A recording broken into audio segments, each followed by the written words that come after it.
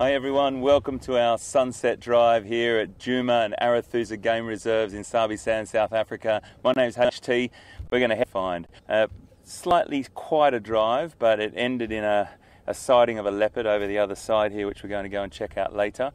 Some of you may have lost our connection at that point, but just rest assured we did see a leopard, and we apologise for that little dropout. We have certainly been working on the vehicles and ironing out all the little kinks. We had a bit of a problem with reception with our radios, and I think everything's going well. And to the point where I can hear the jigger approaching, which is always a good thing when I hear that vehicle coming. That means Pete is with us at last, and absolutely fantastic. Bit of bush mechanics happened this afternoon. Absolutely fantastic, mate.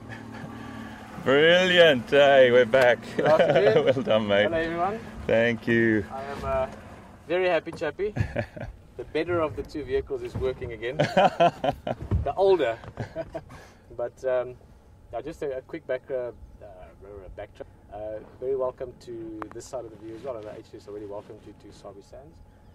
The Giga did have a little issue, starter motor. We had one brought in.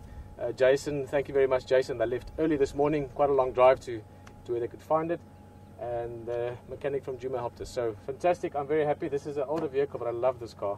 I've spent many happy times in it, so looking forward to getting out there. My name is Peter.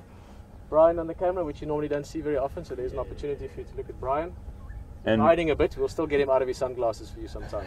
VM is behind on camera with us here today, and we've got Will, Andrew, Jason, Rafi back at control.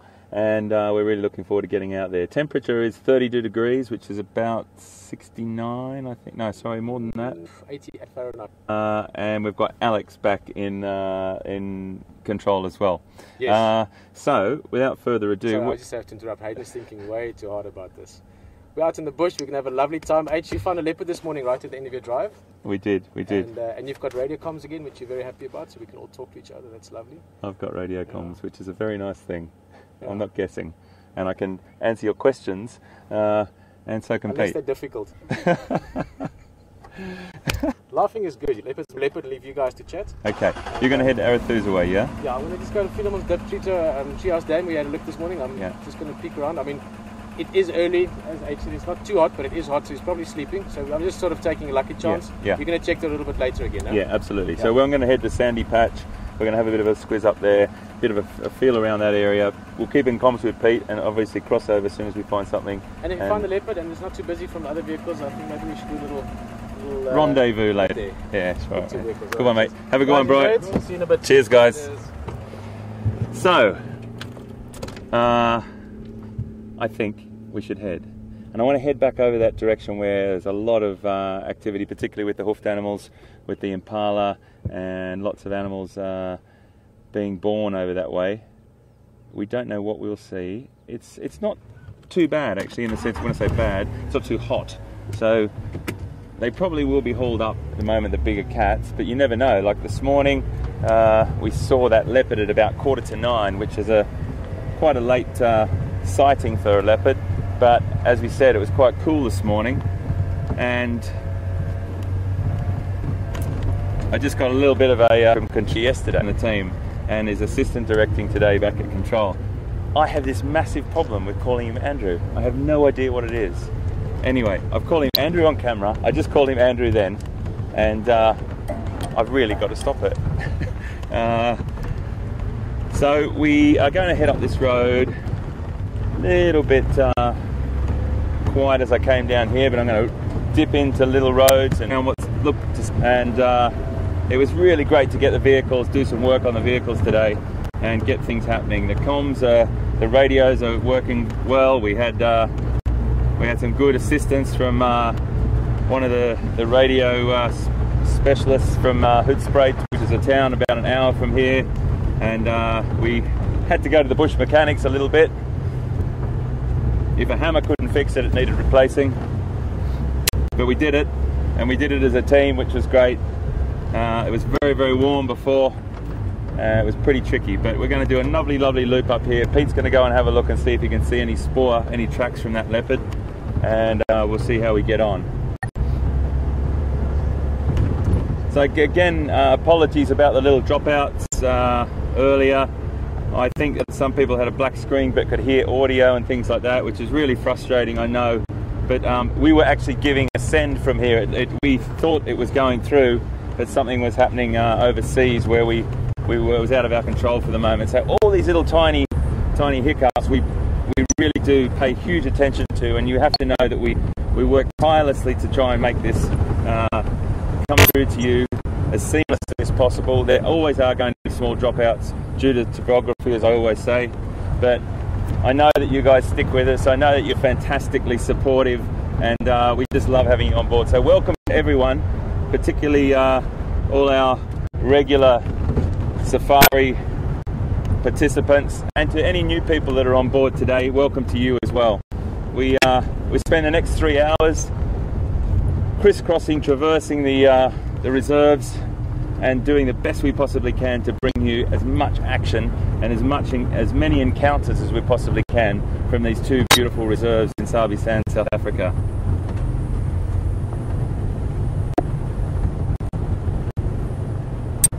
The weather hasn't really decided what it wanted to do today. We did see some rain sort of on the horizon, and that disappeared. Then the sun came out, it got really hot.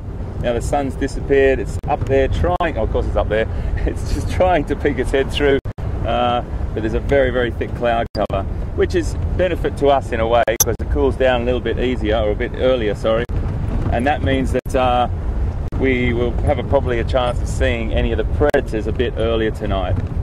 So let's maximize our chances. Let's use this area now to try and pick up as much intelligence as we possibly can. Use the bush telegraph. Listen to the Game Drive channel that we've got. We've got 2 sends of information in our ears. We've got our control room, which is Will, Alex, Rafi, and Jason back there. And then we've also got about another 20 different guides all over the reserves sending information to each other. So it's always great to hear the information from everybody else, but we also like to just go off on our own little missions. Look at that little baby, that's a youngster. There's a youngster. He's pretty fresh. He's a fresh little guy. I think he's just run behind that bush. I'll just move forward a little bit. Have a look over there. There's something quite beautiful. I'll just back up a little bit for you, VM. See, there's a little patch of a little creche over there. Look at those little guys. Aren't they just beautiful? 1, 2, 3, 4. 4 little, probably only 2 or 3 days old, those guys, all placed down there by their mums, and with one of the mums keeping a close eye, all of the mums keeping a close eye, and they will be sitting there just keeping out of trouble. Everyone's keeping a close eye, that's for sure. There's lambs dropping every hour at the moment, that's for sure. And they might stay in this little group. It just depends. All impala groups are a little bit different. Some behaviours are in areas that they choose to stay in these smaller sort of groups with creches. Other times the mother will go back into a larger herd after about 4 or 5 days. So there's lots of contributing factors to that. Unfortunately, I don't speak maternal impala, but that's what they do. There's a load of impala. Nearly every mum along there has got a baby going on. It'd be magic to see one. But they often go off into the little sort of patches of scrub to have their youngsters, and then come back, sort of walk out and join up again when the babies can walk after about 20 minutes or 30 minutes. They get to their feet a bit quicker than that, but then they get their legs in about 20 minutes. Little zebra here. Don't know where he's supposed to be. I think he's going up with his mum there.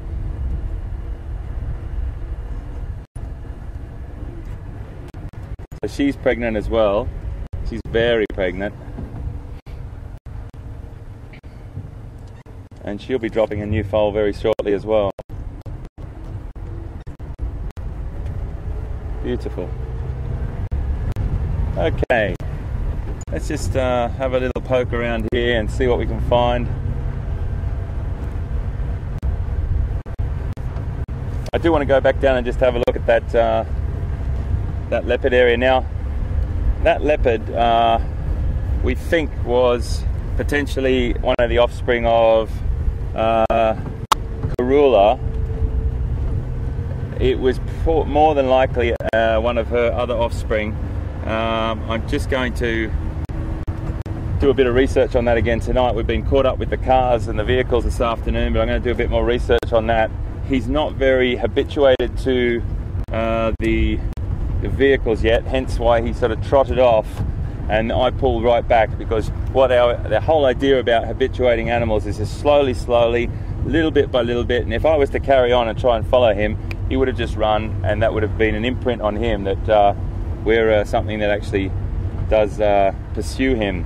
Whereas Karula and several of the other cats, the leopards here, they're very, very relaxed and very, very familiar with the vehicles, and just walk alongside or ahead, and we don't have any impact on them whatsoever. So the whole thing, as you know, is all about making sure we do the right, respectful and moral and ethical, and we conduct ourselves like that constantly to bring you the best pictures and to show you them behaving naturally.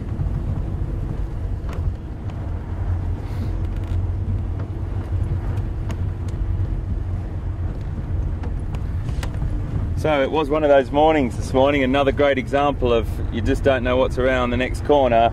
We drove for quite a long time. We saw some really nice animals this morning and some nice birds. Had a good old chat, some great views, and still driving through the bush is always wonderful. But then right at the last minute, 15 minutes before we signed off, we saw a leopard. And that's what keeps you going. That's what stimulates you and keeps you so enthusiastic and passionate about this safari driving in the African bush.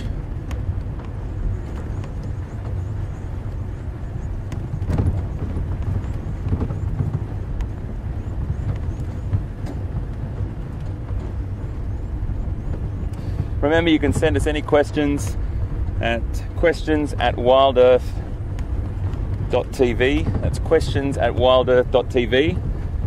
Or you can tweet us at #SafariLive. We'll get to as many of your questions as we possibly can, always, and do our utmost to get as much information back to you on them. Really nice temperature now. It doesn't feel like 32 degrees to me.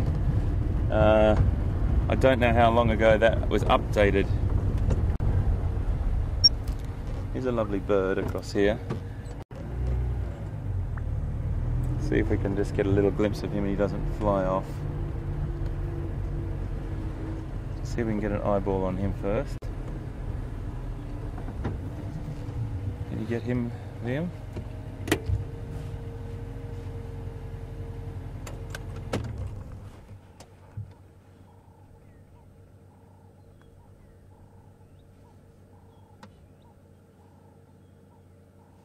Isn't he beautiful? He's just cruising along.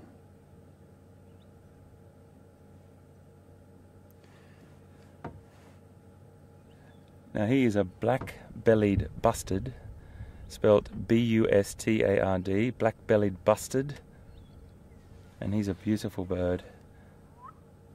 Oh, that's great. Watch this, watch this.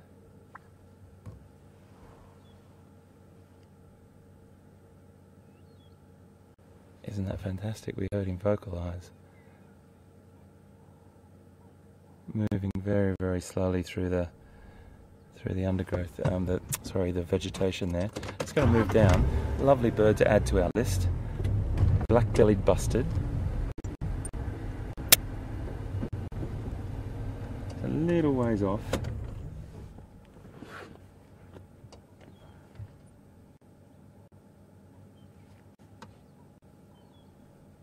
Long, thin neck with that boldly mottled back and that black belly.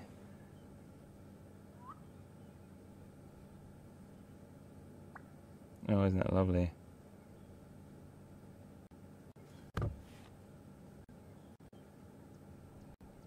They're a fairly common resident in this area. I'll just get it on the app for you and just give you a little look here whilst he moves off into the... here we go.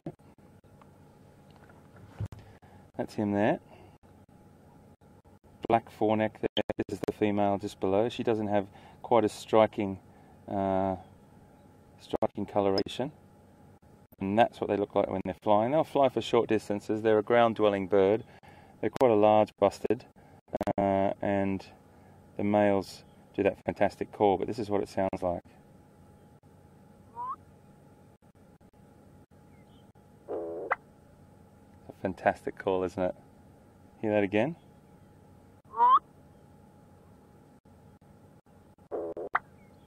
That's a brilliant call.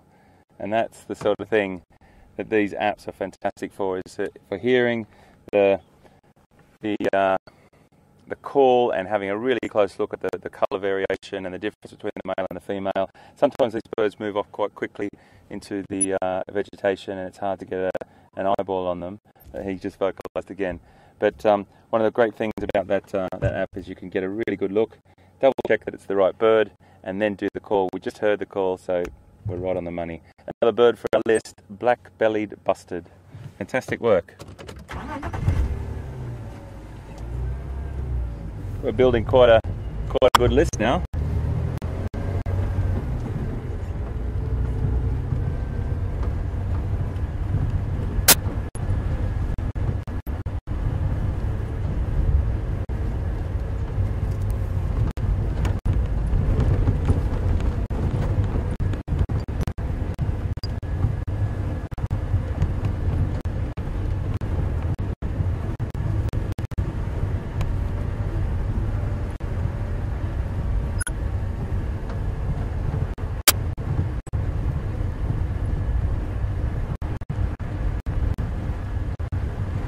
So a lot of leopard activity in the last few days, which is fantastic to see.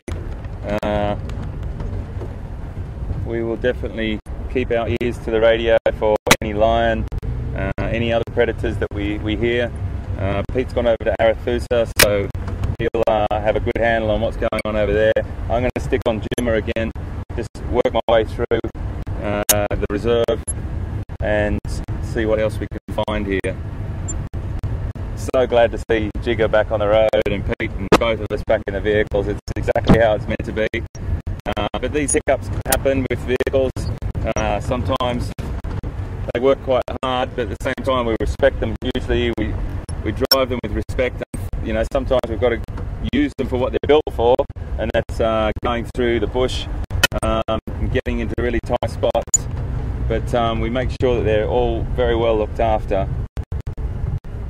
And it's all about just maintaining them so we can bring these pictures to you live from South Africa. So this is Impala Plains, living up to its name now.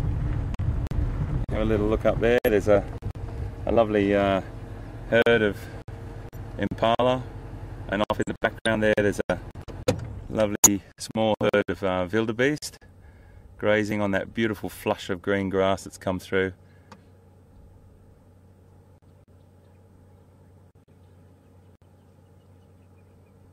Yes, if only they knew what was here yesterday. Tingana, lurking around here for the last 2 days with his zebra dinner up that tree. But he's moved on now.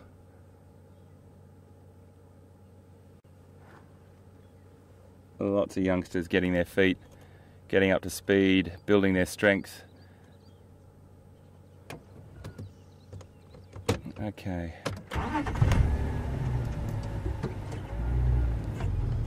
We're just going to head up a little bit further.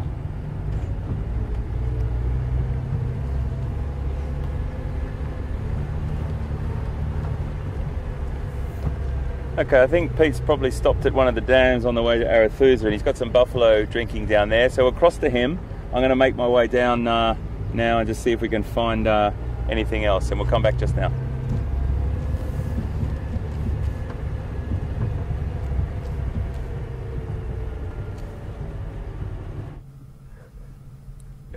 Guys, welcome this side. We've come to Treehouse Dam, and no leopard yet that we were looking for, but Beautiful sight. As we arrived, 2 bulls were here already, and the rest of the group coming down. It's a little breeding herd, so we'll see. I mean, typically your breeding herds are many buffalo, but this looks like just a small little group. A few big bulls, couple of cows, couple of youngsters. You can see that one joining there now is about a year old, the one that's just jumped there.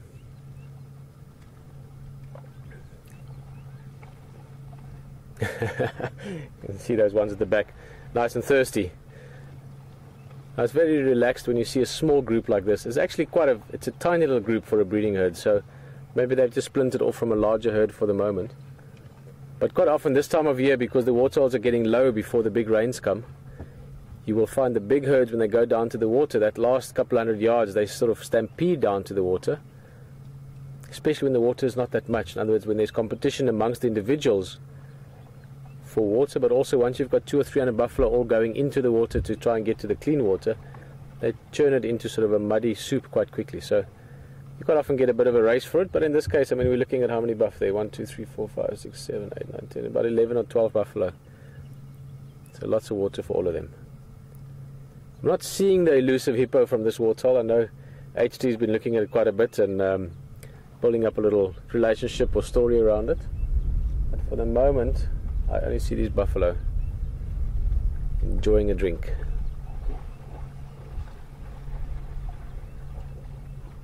That's a female there, sort of in the front of the group. You can see nice wide horns, but not as thick, not as heavy on the bosses, or those the front shields, if you want, on the bulls, or on buffalo you call it the bosses. And the bulls have got much heavier bosses because they're the bosses.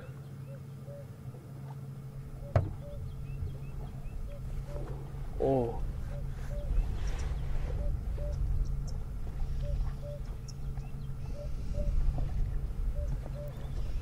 If you listen carefully, apart from the sound of the water swishing, there's a little bird calling in the distance.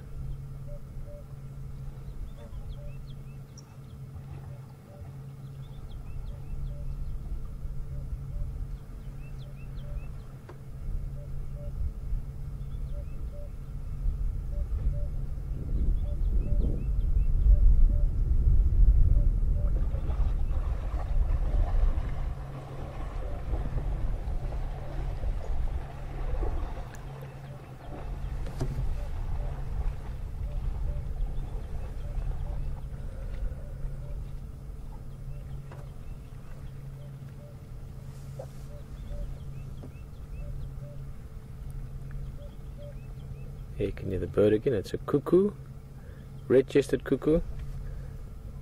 No, not a red-chested cuckoo. What cuckoo is this?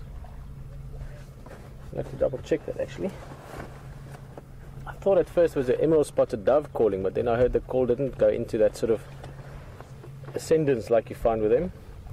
In the meantime, Jules is asking if there's any diseases here with these animals, especially the buffalo we're looking at now, and what measures are taken to prevent it or help it. Yes, Jules, there are some diseases. Foot and mouth is probably the most serious one with buffalo, which doesn't necessarily affect them all that often, but it can spread to cattle, so that's why it's quite serious.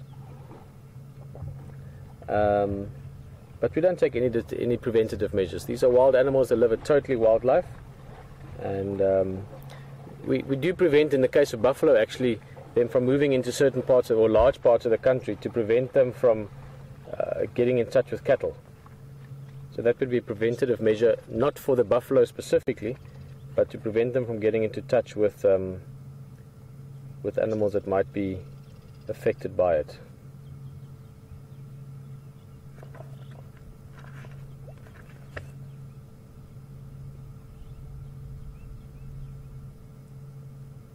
It's the African cuckoo. Now that I'm just double checking here, I'm quite enjoying the bird calls. I've been talking with Brian as well just to get an idea, and it seems that you guys can actually hear sort of like someone does with very good hearing. So in the beginning I was concerned that I might hear things that you don't, but it seems that it might rather be the other way around. So we've got really good hearing on the vehicle, which is fantastic. We can hear the buffalo in the water, we can hear the birds calling. In this case it was an African cuckoo, which is a bird that, like most cuckoos, you don't actually see them very often.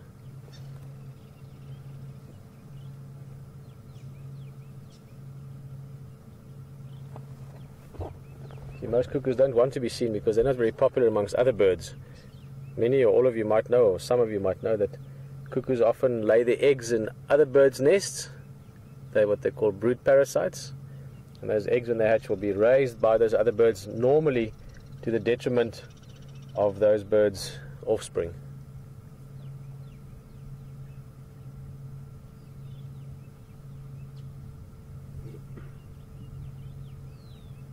So we're going to take a little slow drive along. I still want to head a bit west this afternoon. We had such a lovely afternoon yesterday with Tingana, that big male leopard. And when we left him, he was heading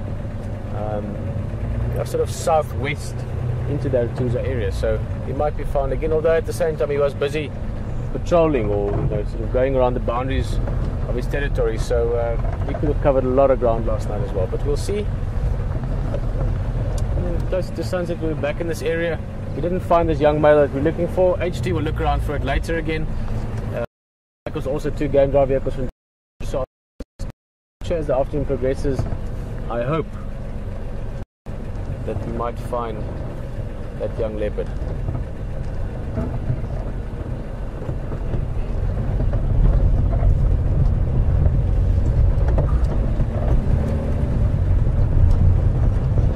It's nice to put the air conditioner on, Brian? Yeah. It's quite hot. It's not a scorch. I mean, yesterday, the day before, it really was really, really hot. Today, it's probably, this feels like sort of 30, somewhere around that. So, what is that? 16, 24, 50 plus 32 is 86 Fahrenheit. So, hot, but not unpleasant. As soon as you move, as soon as the vehicle's moving along, then it cools down a little bit. Good afternoon. Amos, Dixon, how's it all? Good. Nothing, just this couple in the area. Yeah. And small, that's coming away. Oh, is it some slamby there? Yeah. Okay. Yeah, but they're coming slowly. Right. Okay. Cheers, guys. See you later. Bye-bye. Guys. Okay, Texan just telling us there that there are some more buffalo. It makes sense. As I said, it was a bit strange seeing so few, or such a small breeding group.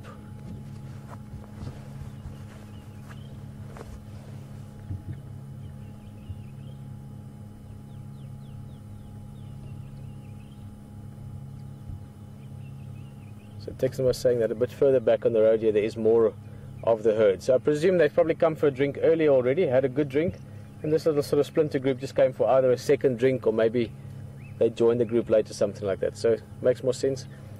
The reason animals or buffalo are in big herds is it's just safer. Lions do hunt them. It's not that easy though. People always think lions can just walk up to a buffalo and catch it. A lot of buffalo injure and even kill lion as well.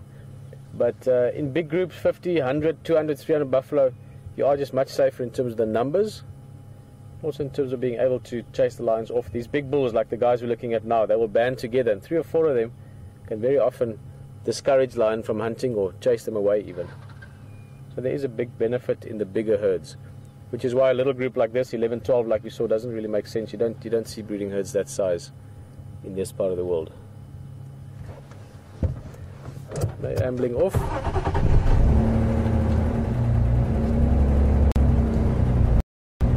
Ambling along.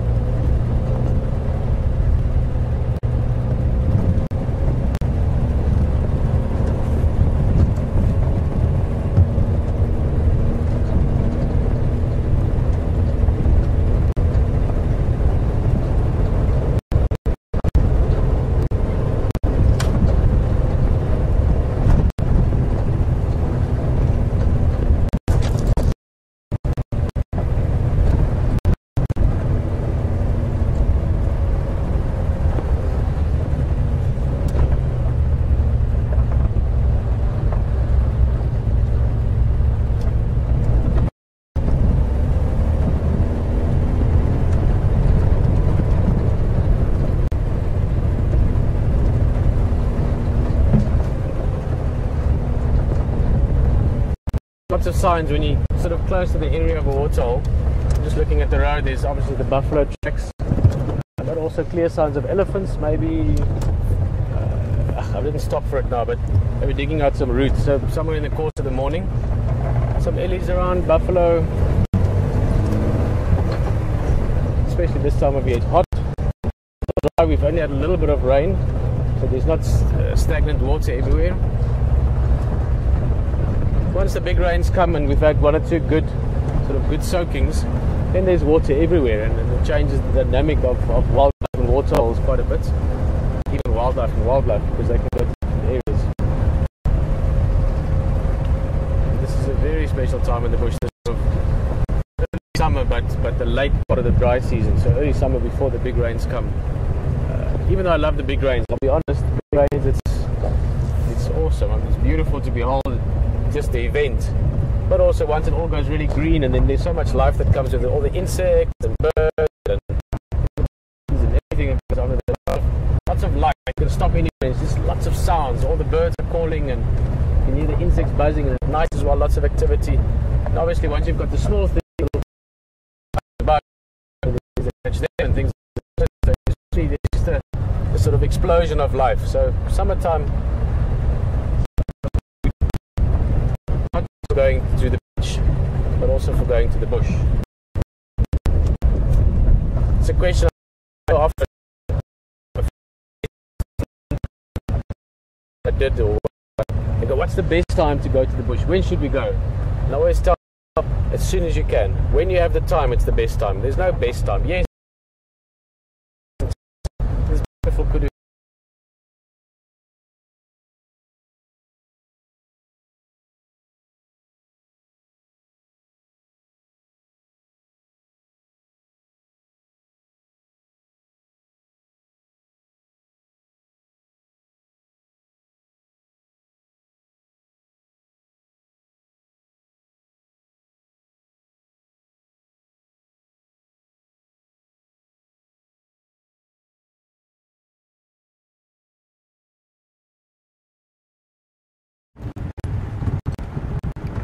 Copy.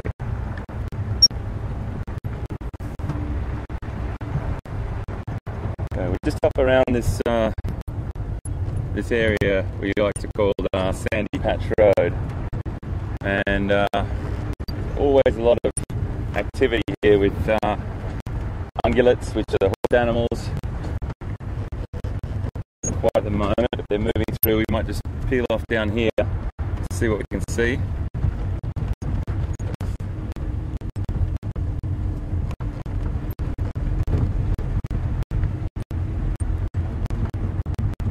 Everyone's dropping babies at the moment. The impala, the wildebeest, the zebra, warthogs. Try and get as many pictures of those for you as we can. They are pretty phenomenal. These little hoofed animals that are born ready to run.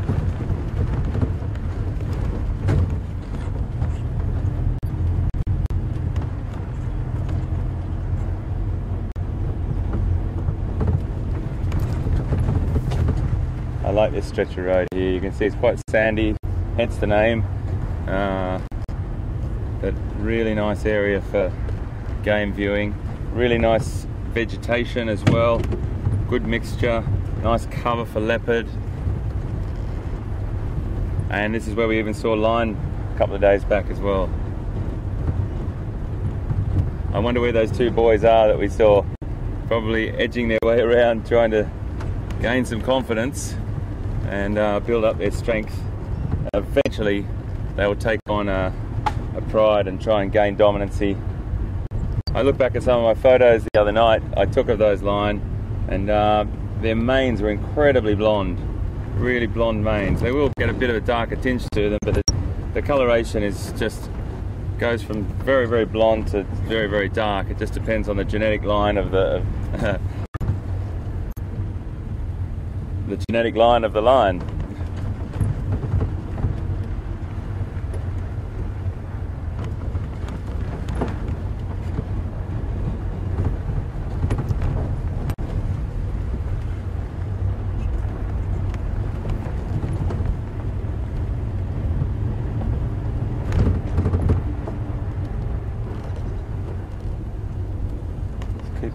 eyes open.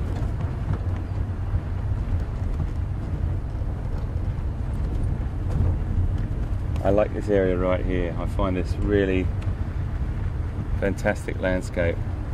Grassy, lots of animals come here to eat. It's a bit quiet at the moment, but they do, and it can be quiet for several reasons.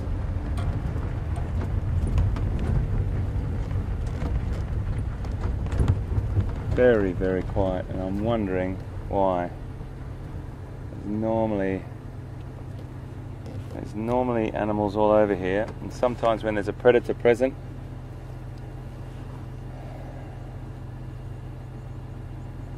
they will vacate the area.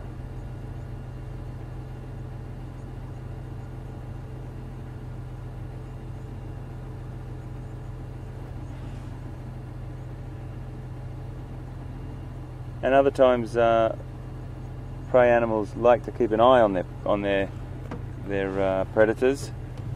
They'd rather actually stay just within that distance where they know that the predator, they can see the predator. I've actually been on the other side of South Africa once on a walk. Sorry, just looking at something.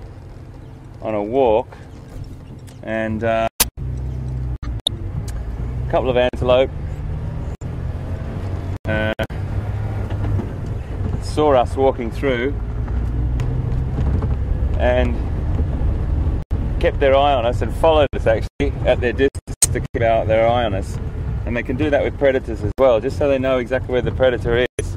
And you get that happening quite a lot. Alarm calls down by the antelope. Once that sort of thing, and there's acknowledgement of that predator, all the other animals are aware of it, and the predator might pull back for a bit and then just start to have a different strategy.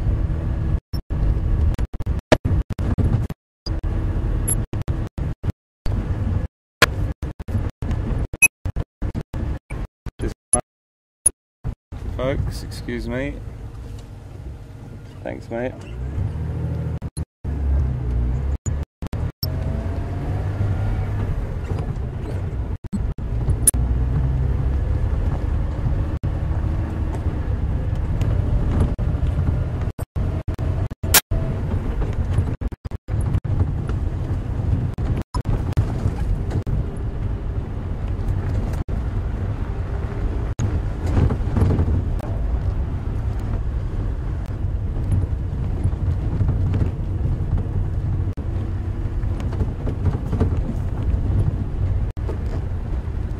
Lovely little bird just here.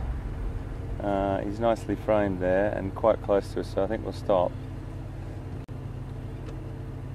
Just on the ground right in front of us, Liam. You got him. Beautiful bird. I think we should add him to our list.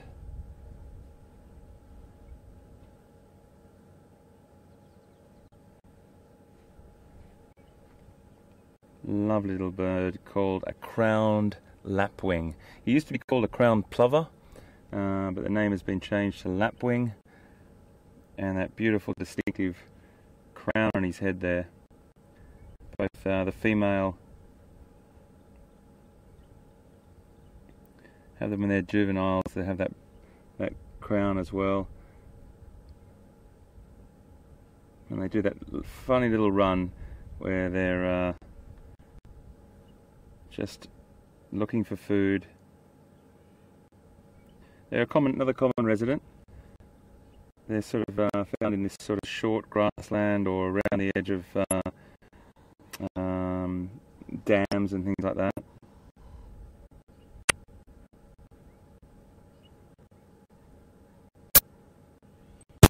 They've got that really lovely pale yellowish legs and that base on their bill.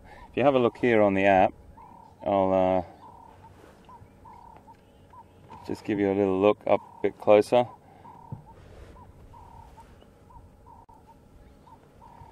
So that's him there.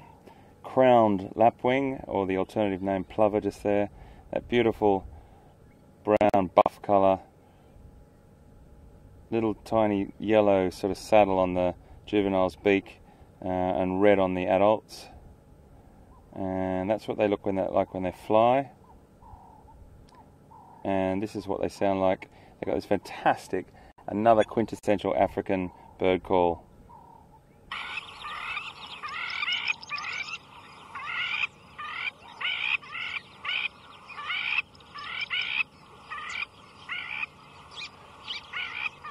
And you're common residents, and I think it's a great place to start. We get about sort of 20 of those up, and then we might move on to some more unusual ones as time goes on.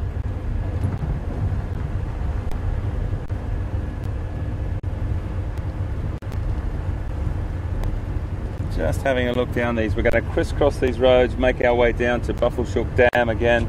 Always a great dam to go to. This is where we saw all the elephant action the other day when Alex was driving. We got some beautiful action with some bachelors out in the middle of the pond, bit of sparring going on, bit of rolling around, and then there's two breeding herds that came down. It was really lovely. There's something very therapeutic and relaxing about watching elephants at water points. Watching elephants anytime, I suppose.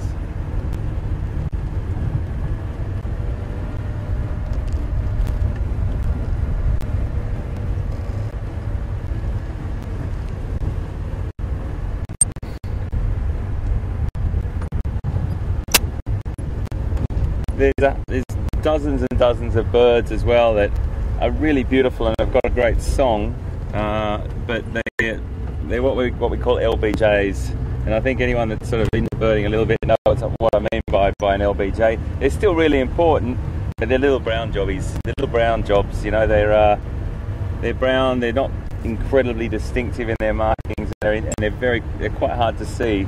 They normally flit through into the vegetation, so rest assured there's a lot of birds out there that I'm not skimming over just because I don't care about them and they're not pretty. They're just quite hard to see, and I'd rather stop at the ones that are a little bit easier and build our list on that.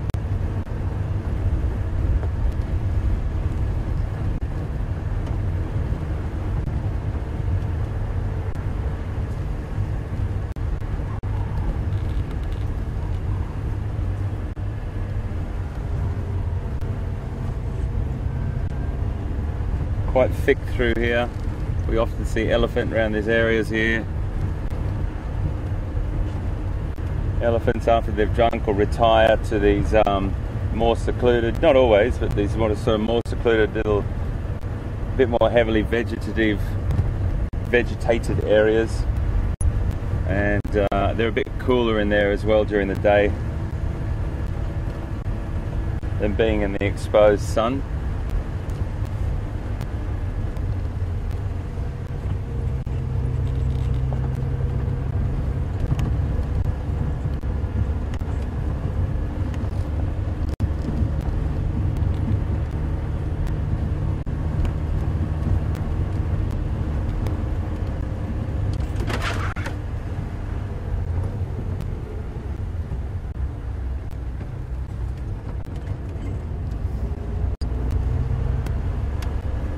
Okay, we're going to cut back in, so we're zigzagging our way across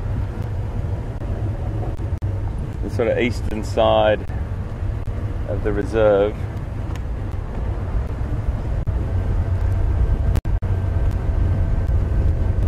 We've got a barbecue tonight.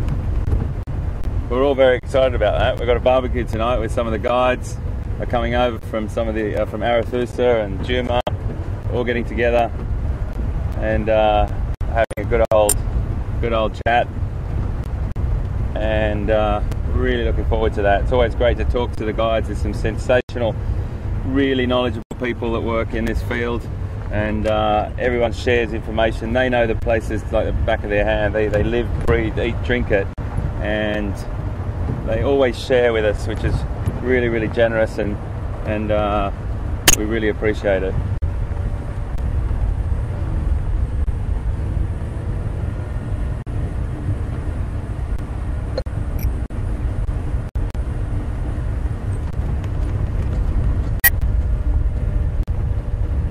Little bit quiet up here, so we're going to peel off back down in there and see what else we can find. Sometimes it's like this, as you all know, people that have been out with us before, you can drive for half an hour and see only a few birds, and as the time gets on throughout the afternoon and things get cooler and cooler, you get more activity with the predators.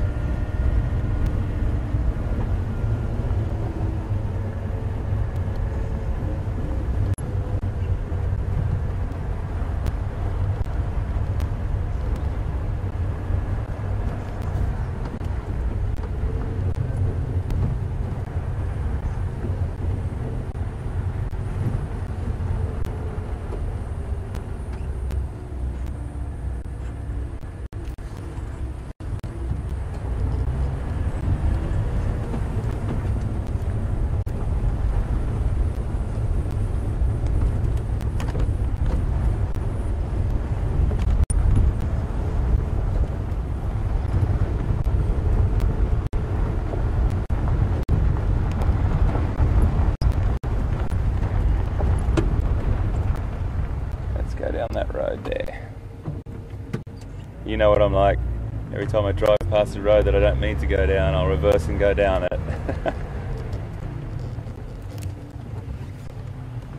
few bumps here, folks. So welcome aboard with us again, wherever you are in the world. Really fantastic to have you, whether you're ahead of us.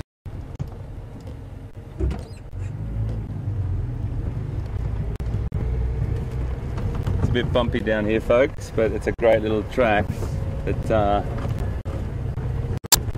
doesn't look that well travelled, so we like those.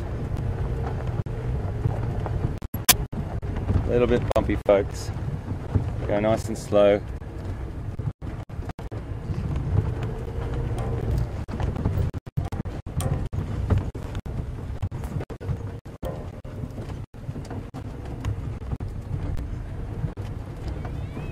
Just have to hold on here, everyone.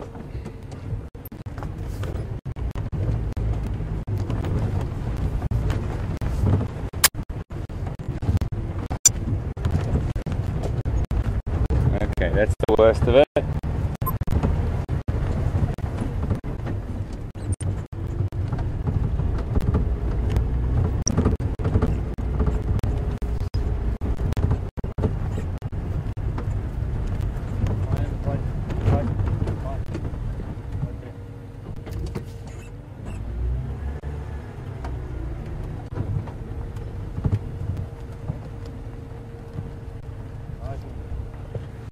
What is it, mate? Go forward, line. Where? Yes, it's down. Oh, well done. Oh my goodness. VM, you are amazing. We've got line, ladies and gentlemen. Now, I'm just going to stay here with the engine rolling. Just let me move forward a little bit. Let's see if it's our boys. I can't quite see him from where I am. I'm going to have to look at my monitor. VM, you are rock and roll, buddy. How did you see that, mate? Did you see the tail flick up? Just look through there. Isn't that brilliant? My eyes in the sky yet again. Fantastic, mate. Well done. Congratulations. This is just brilliant, everyone. This is how difficult it can be. You can drive past, you can put your head one side, and you can just miss that gap. And thank you. That's fantastic. Let me just check the location, folks. I just want to make sure I'm on the right road here, because I want to let Pete know and the other guys where we are. And I think there could be two through there.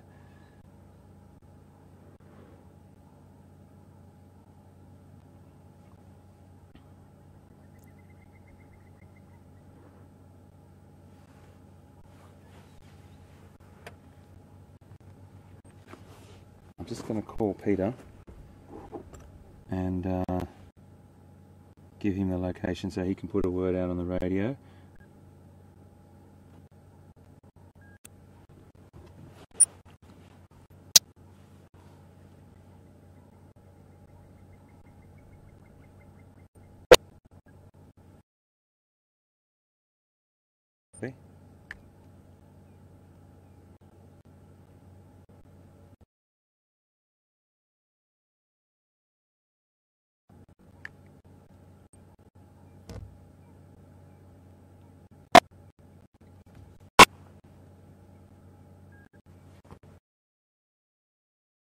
copy.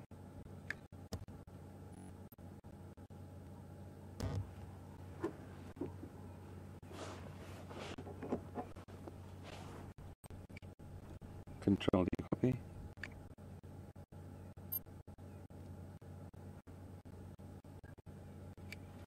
Control D, copy.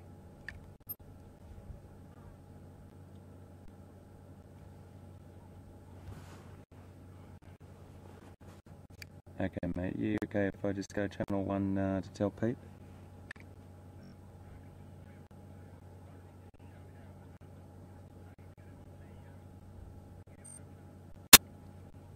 Absolutely no problem, it just might be a little bit clearer on this radio, but I'll give it a try.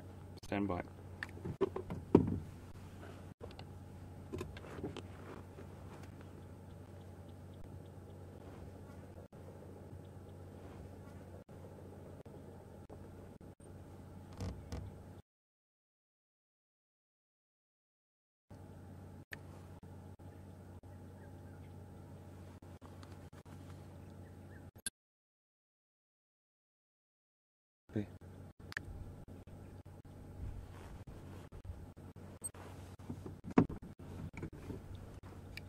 Control, no response, I'm going channel.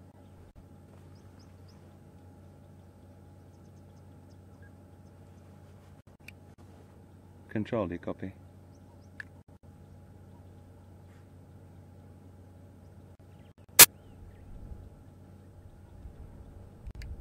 Control D, copy.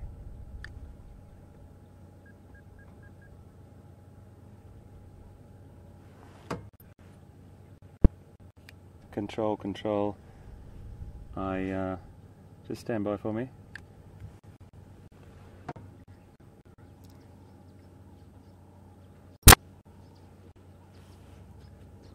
Okay, we are on the Buffelshoek Gowrie cut line in between Gallego and Mvuburu Road.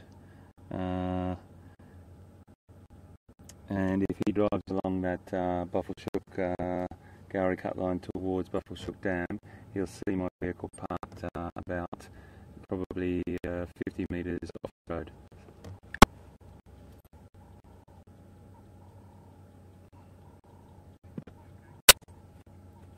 Okay, standing by.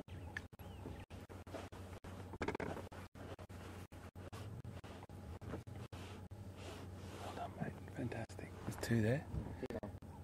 Male. There's a female and a male. There may be more lying down, so sorry about that, folks. I'm back with you now. It's just really important we get that information to the other guides. And I've got Ryan, another guy from Arathusa now, coming up. And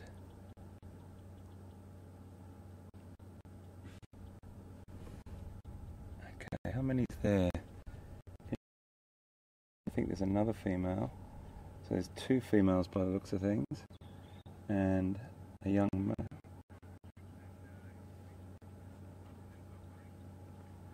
Thank you, Control. Thank you so much. That's fantastic.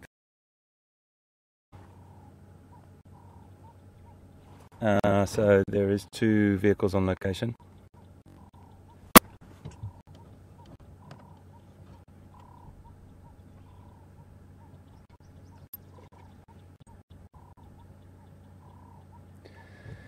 Oh, this is just fantastic. We made the right choice, folks. That little bumpy road. If we didn't take that, we wouldn't be here with these beautiful, beautiful creatures. I'm not sure how many's there, but it looks like 3 to me, Vian. Yep. You've got a young male who hasn't, I think we've got in our vision. I'm sorry, no, I've got a lioness in our vision. And then next to him, I think there's another female lying down.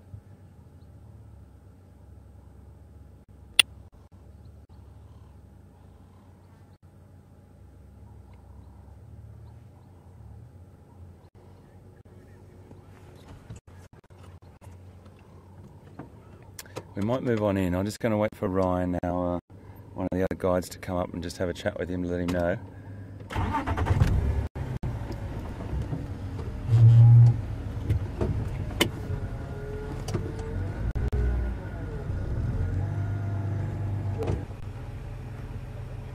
1, 2, 3, 4 maybe. No, I think there's two females and a male. Just chilling there, male and female. Lioness just walked down there. Just going to nose in a little bit. The male's just looking a little. We've just been here for about 5 minutes. Okay, mate, that's probably a good thing. Yeah. There.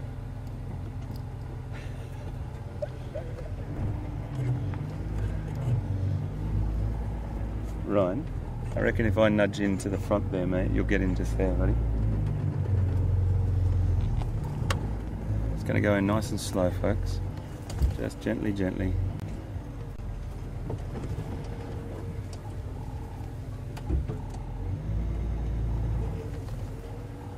Get a little bit better view just in here. Oh yes, we've got a cub. No, it's another female. Sorry, couldn't see it quite well enough there. I'm going to have to move my head out of the way for you. Okay, guys, there you go. Have a look at those guys.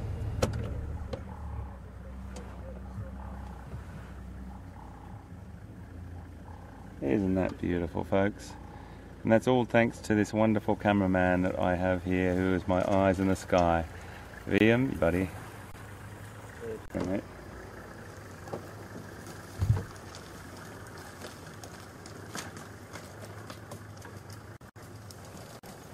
So, right.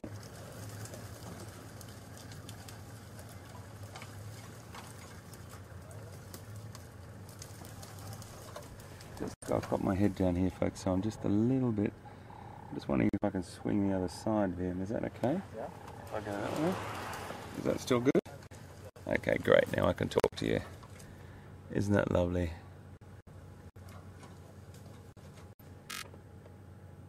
So there must be another female just down to the right with Ryan and his guests, and we've got a female and a male, a young male at that. He's got a fair few years to get on, but he's still with two females, and he's just laid down flat. And if I'm looking there, I think there's a bit of a full belly on that boy.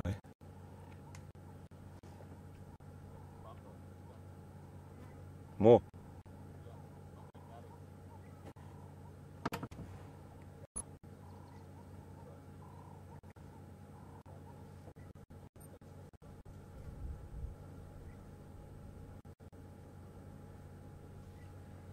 Absolutely beautiful, folks. I think Ryan's just spotted a few more down there. So there's another lioness I can see just through there. Really hiding in this thick scrub here. And my goodness, VM, you've got good eyes, buddy. I'm sure people are going to be completely thrilled with this, because this is the sort of thing we talk about so often, folks. You can just drive and drive and drive past so much. You take your time and you traverse, and you've got your eyes open, constantly scanning.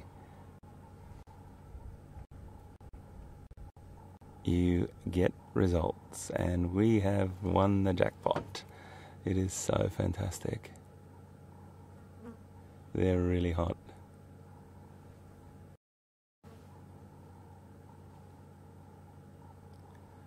Loads of biting flies messing with them at the moment.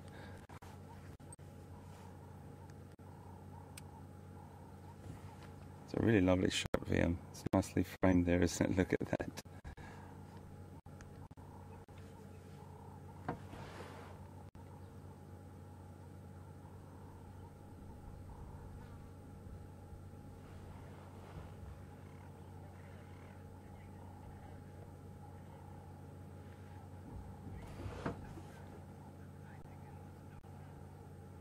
Tweet from Herder, and she said, "VM, you've done very well." I think that's what the message was, and giving you some great thumbs up on that one, mate. That's really funny, Liam. VM, you said today, you said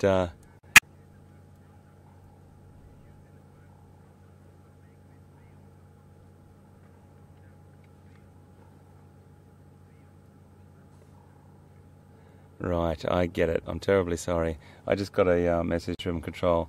I didn't quite understand what she said, but she's heard us actually change the word from wonderful to wonderful. So standing up now. Look at that. Yes.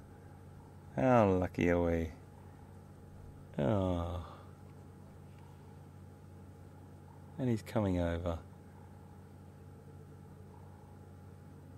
a little bit closer. Oh.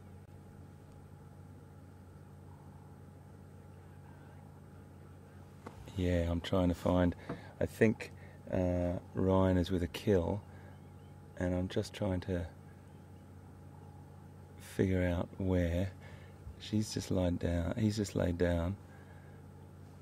I'm wondering if we can get down or get a little bit closer to these two.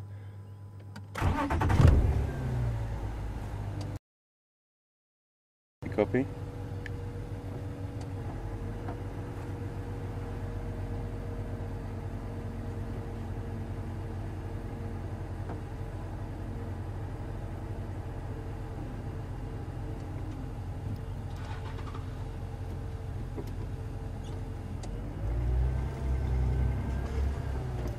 I think we're going to go back this way, folks, and just have a little look and see if there may be a kill down here. I think yeah, there's loads. So let's go and absolutely. So you're going to have to hang on, but hey ho, we got line. So fantastic, so fantastic. Going to go gently through here. Here's two more. We'll just spend a little bit of time with these two. Looks like a buffalo kill, Liam says. Oh, there's lines everywhere. Look at these guys. Oh, yes. Let's just see, take things really slowly. There's more lines down there. Oh, there's loads of them around, folks. How fantastic. It looks like a buffalo kill down further. Liam, it's not the jackpot, it's the lottery, buddy. And you have hit it. Look at the eyes on that female there. Just going to take a few pictures, a few images, folks, because it's such a beautiful, beautiful spot. Such lovely framing and everything. I hope you're enjoying this, everyone. Please let us know. I'm sure everyone is as chuffed as we are, and I'm just so happy for you, me, everyone. It's just brilliant.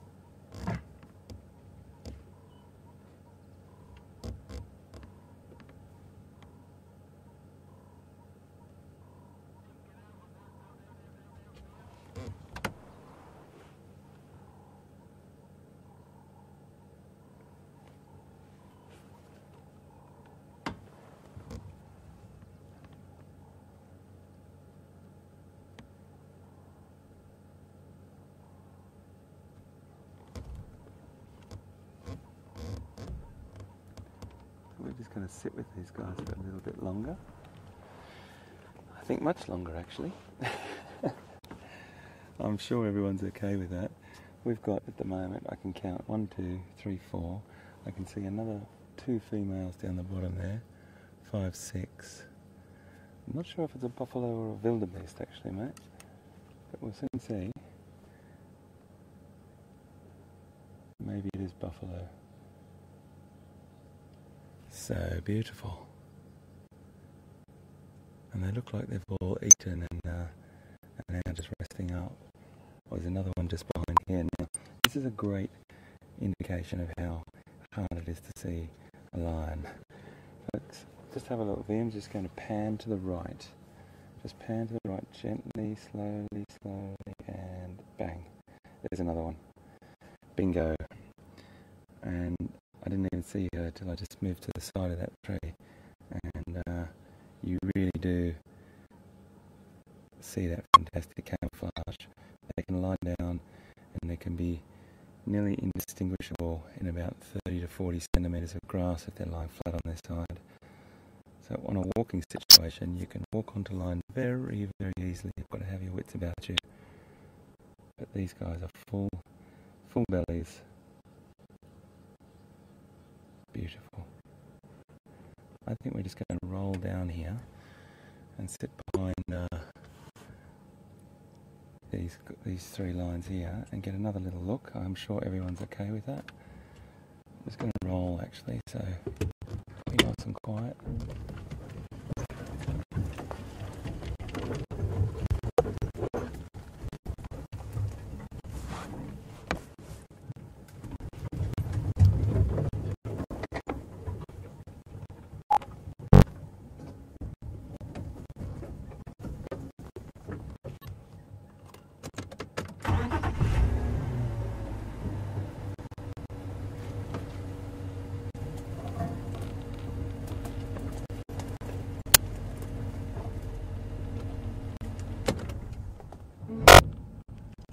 Nice and still for you. This youngster here is a little bit nervous.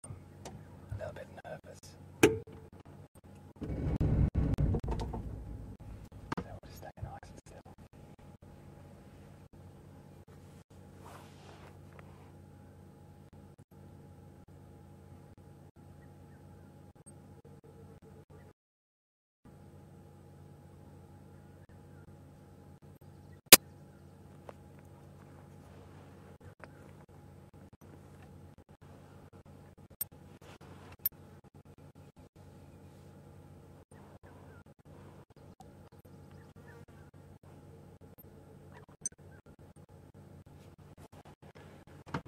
So at the moment I can count 1, 2, 3, 4, 5, 6, 7 down a little bit further, which will edge our way down to as well when we have a look at the kill.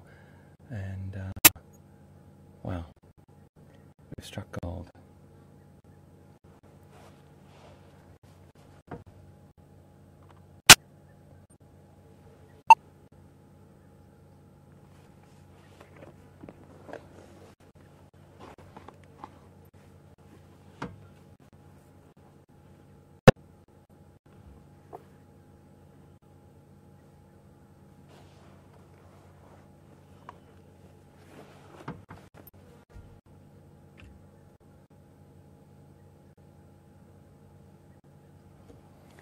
So this pride would be consist of related females, their offspring. Look at this, how beautiful his belly is. Beautiful.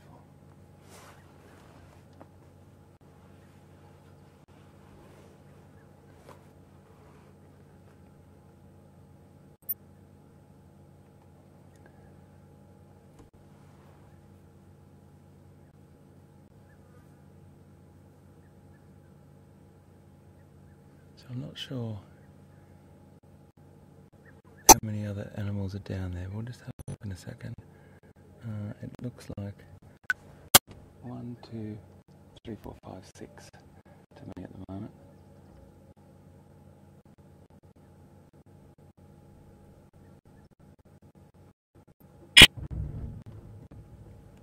I'm just going to roll down a little tiny bit so I can get the camera in a bit better position. There we go. There we go.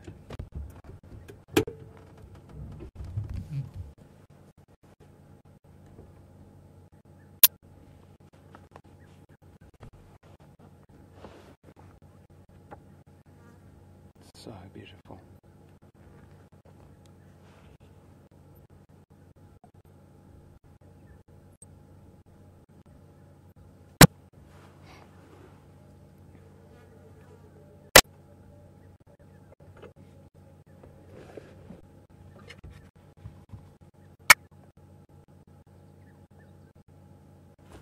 It's just beautiful to sit with these magnificent creatures. We've got another female that may come up here just now. I'll tell you if she arrives.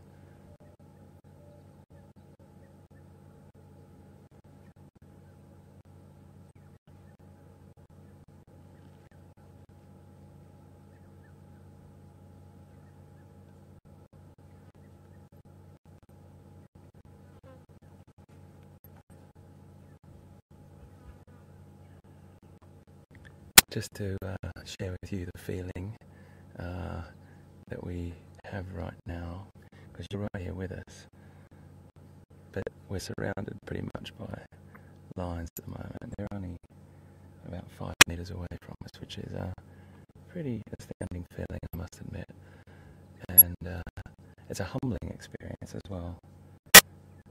Beautiful. Themselves, massive feed on a buffalo.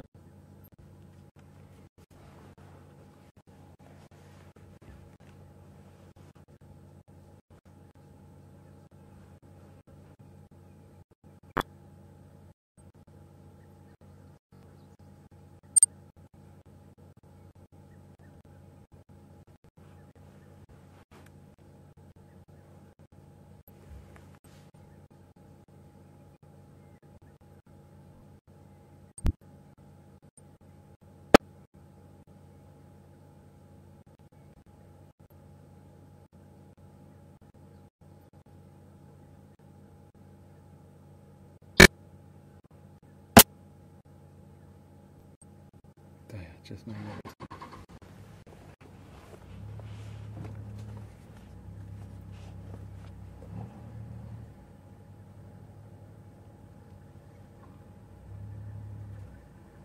So I think Ryan is moving off there, and we're going to just try and maneuver ourselves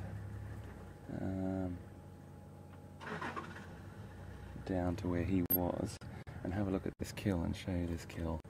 I'm pretty sure it's a buffalo from what I can see here.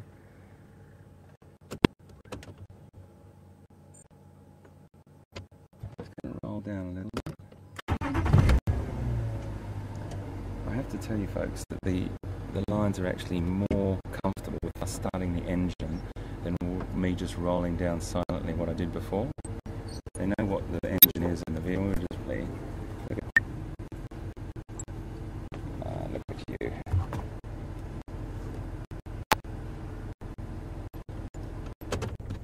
I'm trying to get you nice pictures of and nice positions to see every single individual.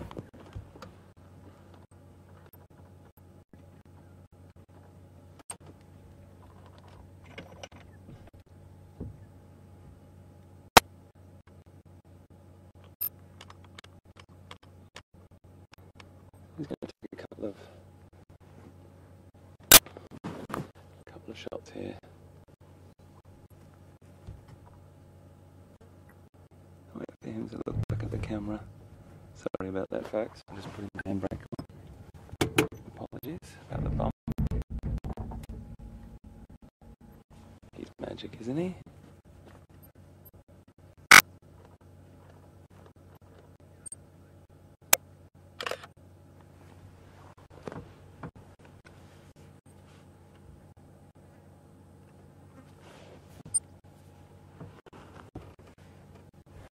So you might be getting a little bit of pixelation, folks, and I really apologise for that, but we're down in one of those drainage lines, one of those dry riverbeds that I've talked about so much, where many animals use as a little bit of a thoroughfare to try and find game, or look from above and look down onto it.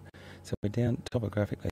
It's a little bit tricky for us. I cannot move out of here and get to a better spot, so please bear with us. We'll be very gentle in our movement of the camera and things like that, and hopefully, look at him.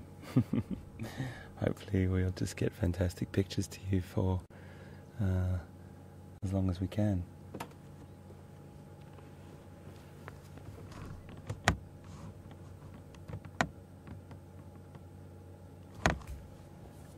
There's a beautiful girl.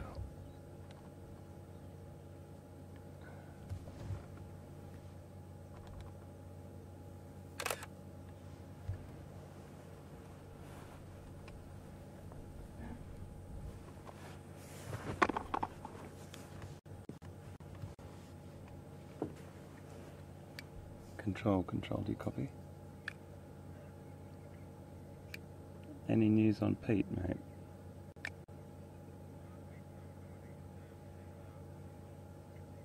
Okay, copy that.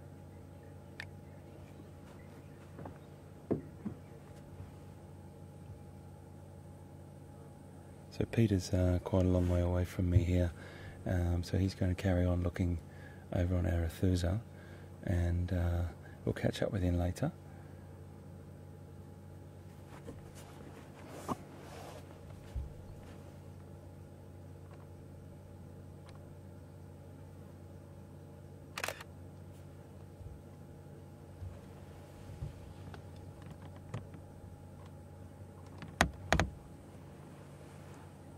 Just going to roll down a little bit for you, Vian, so you can get a nice shot there. I've just got that tree just in the way a little bit, so just stand by.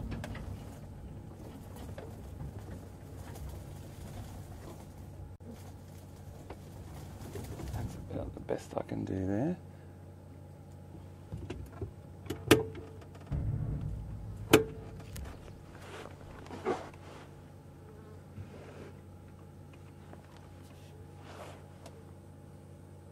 Loads of flies. Oh, look at her. Beautiful.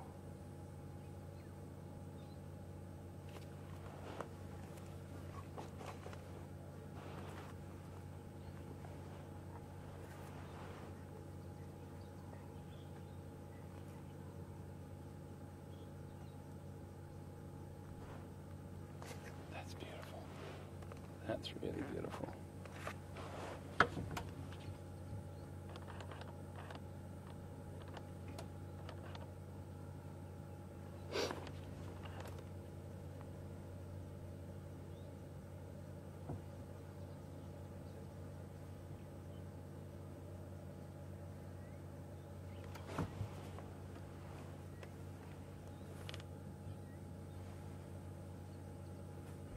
So I can see another 2 males down here, which I'm going to show you in a second, but there's a female coming up the hill between the vehicles now, so you might want to just gently pan over here, mate.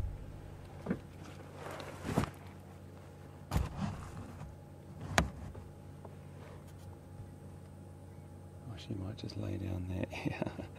I thought she was, the way she looked. She just wanted to lay down right there.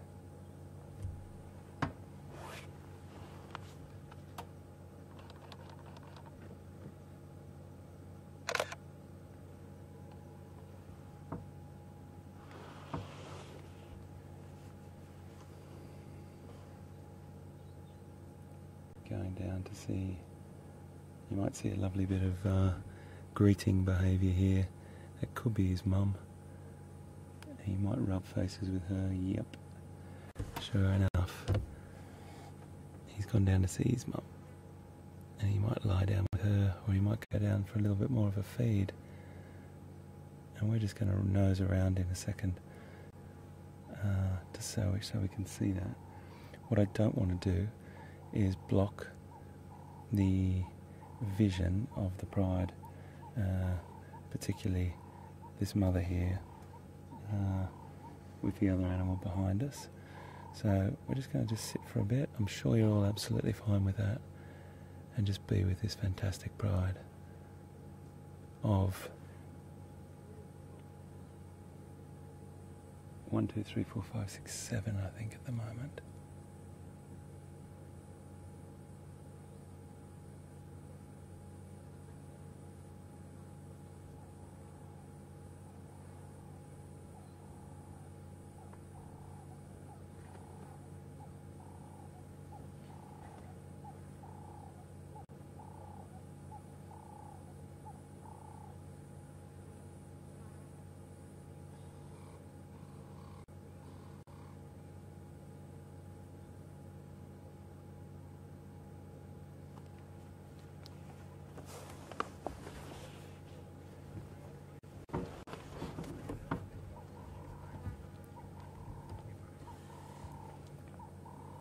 If you've got any questions, of course, please shoot them at us.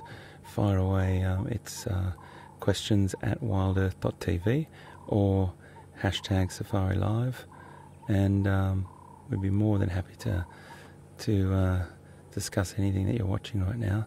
It seems to be that everyone's just really happy with watching these beautiful creatures, and the pictures really speak for themselves. We've got a beautiful pride of line on Nkuhuma Wildlife Reserve in Sabi Sand, South Africa. And this is coming to you live, which is the most beautiful part of it. You're right here with us. What we're seeing, you're seeing this very moment.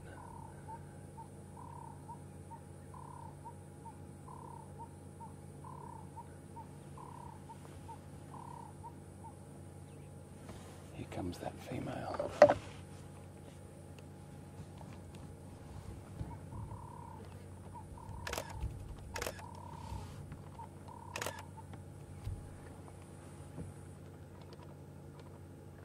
She's a big girl. She's a very big girl. That's probably about 3 meters away from us at the moment.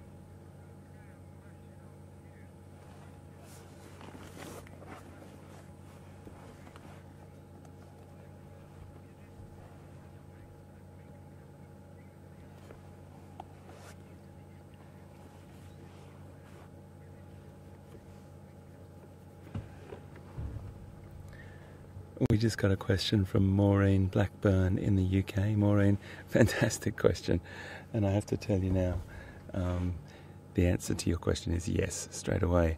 And that question was, is it unnerving when big cats like this look you in the eye? And it certainly makes you know you're alive, that's for sure. Your heart races a little bit. I'm just going to reverse up a little bit here so I can get into position. Show you this kill. Maureen.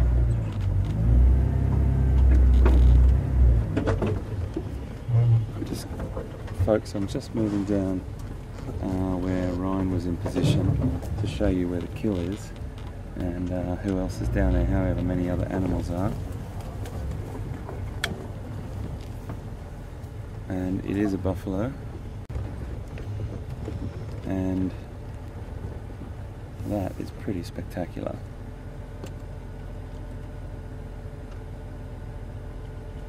We've got another 1, 2, 3 animals down there. And it's a male buffalo, so that's quite a, no small feet as well, no mean feet, sorry, at all.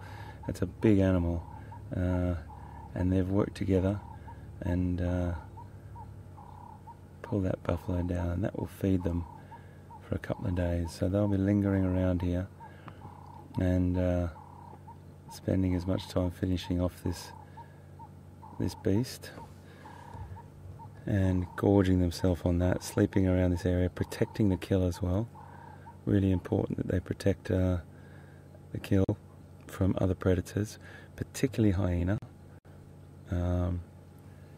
Interestingly enough, we must have gotten here not long after this has happened, because there's not a vulture in sight, and it's normally quite soon. There's no vultures overhead, so we're right here, right now, very early in this whole sequence of events.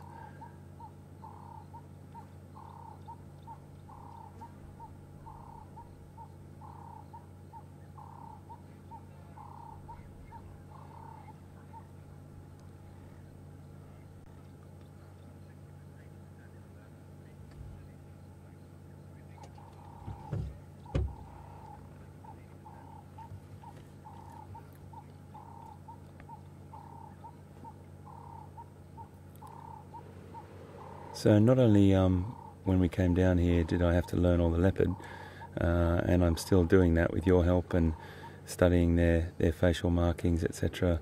But we have to learn the line prides as well. And as far as I can gather from the intelligence I'm hearing on the radio, is this is we're 80% sure this is the Nkuhuma pride, which is Nkuma, Nkuhuma pride, and it consists of 2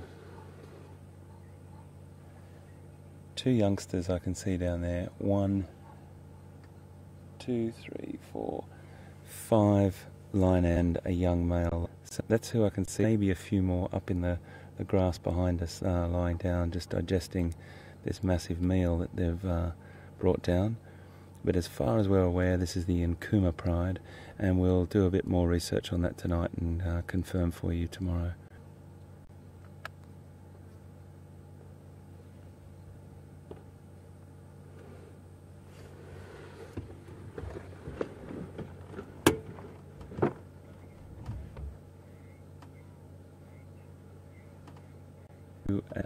So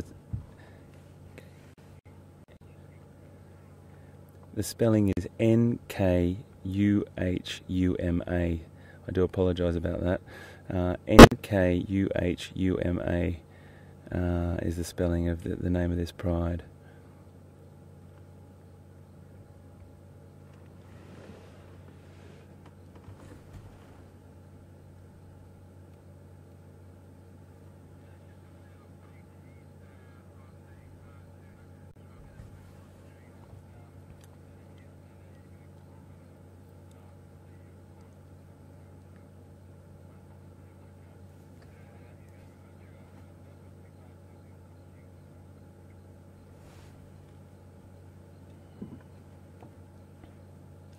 Thanks very much for that, copied that.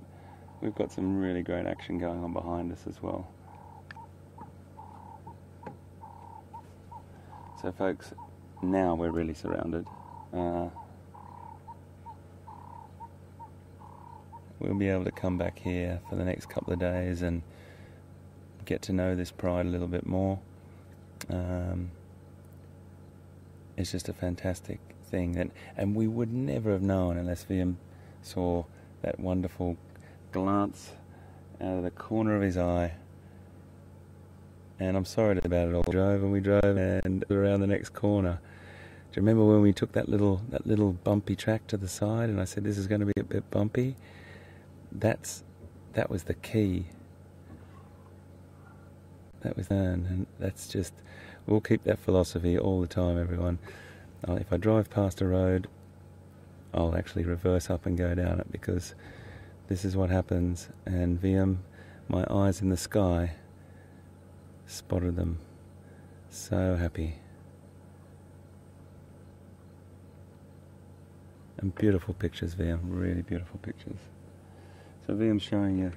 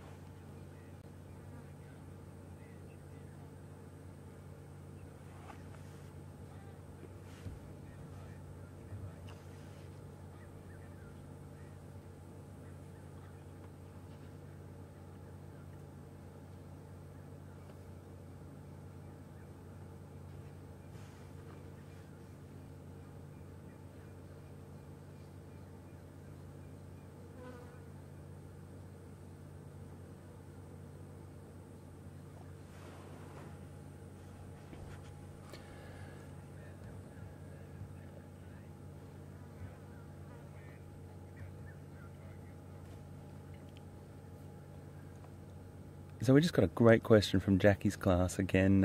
Jackie's class seems to watch Wild Safari Live quite often, which we're really happy about. And hi to everyone in the class, everyone that's watching today. We're really happy to have you on board. And we had a question about when do you think, or firstly, how old do you think that male is? And I'm just watching VM's filming behind here. I'm just going to move up and just he's coming back in between the pride and the kill, and I just don't want them to feel like we're in the way. And I just moved back to there, so they've got a little bit of a thoroughfare behind us if they want to go down to that kill, and we can still see it from here. But back to Jackie's class. Hi everyone.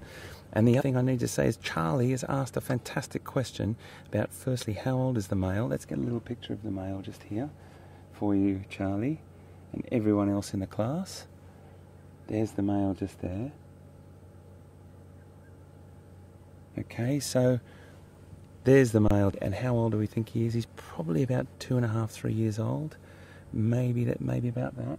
So his mane's not fully developed, more like 2.5, I think, and he won't get his full mane till he's about 4 or 5 years old. But when they're about 5 years old, Charlie, they look absolutely magnificent. There's big, wild mane around their neck, which makes them not only look more impressive and big and formidable, or really sort of powerful to other lions, but it also protects their head and shoulders when they're maybe having a bit of a fight or a bit of a scuffle to become the dominant male with another pride or something like that. So it's there for protection, Charlie, and it's also there to make hopefully. And big hi to Jackie's class and everyone in there from us here on Safari Live, coming to you live from South Africa. Brilliant stuff, guys. Keep watching.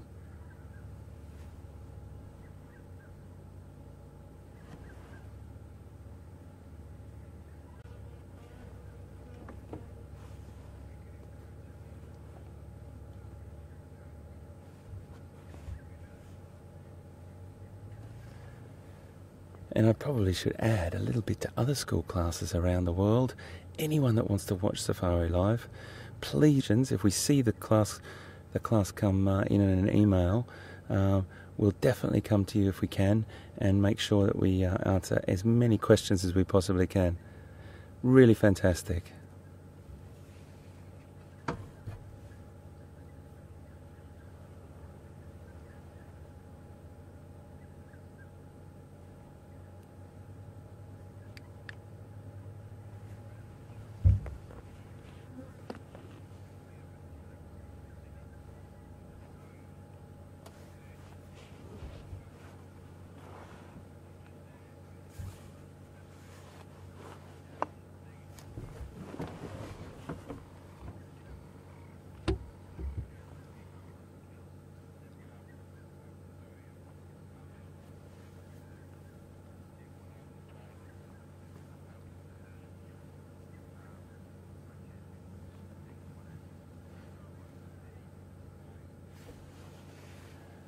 So we just had a great question from Cindy. This is really a detailed question, and thank you so much for it, Cindy. Cindy wants to know if the buffalo herd, and she also wants to know how the pride would have done it. Well, because we didn't actually see it, Cindy, I'm just going to give you a couple of options of how it could have happened. But there could have been a situation where it was a lone male, or moving through the area with maybe another male or a couple. That's one option, and then it could have been singled out. Now, sometimes the buffalo will all band together, and they're very, very well known for banding together and protecting each other. So there's a good chance it was at the edge of a bachelor herd and just got singled out by the lions as they sort of pounced on it. Basically, they would have powerfully come out of the foliage or the vegetation, and then either separated it off or caught it by surprise. There's quite a powerful number of lions here. 1, 2, 3, 4, 5 females and 1 male, and that's one scenario. The others, it could have been, we don't know, and was separated down here or was struggling through, and that's how they've done it. It could have been separated off from a bigger herd as well, and was a straggler at the back of a large herd, but we just don't know because we weren't here. But there's many different scenarios that could happen. The most important thing is that the lions are a male bull buffalo. It could have been a bull that was past his prime, but it also could have just been an individual trailing on the edge of a herd. So just depending on how the situation was, and it's probably an individual that was a bachelor in a bachelor herd, and then the lions have used that strategy and their experience to pull this huge beast down, and this will feed them for many days. But great question, Cindy, and thank you very much. It does share with a lot of other people how this could have happened. We will never know because we weren't here. The male's now just coming right down behind me.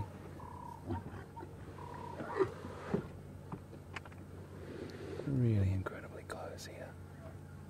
Incredibly close. He's only about probably 10 feet from me at the moment, just walking off. There might be a little bit of vocalisation now when he comes down.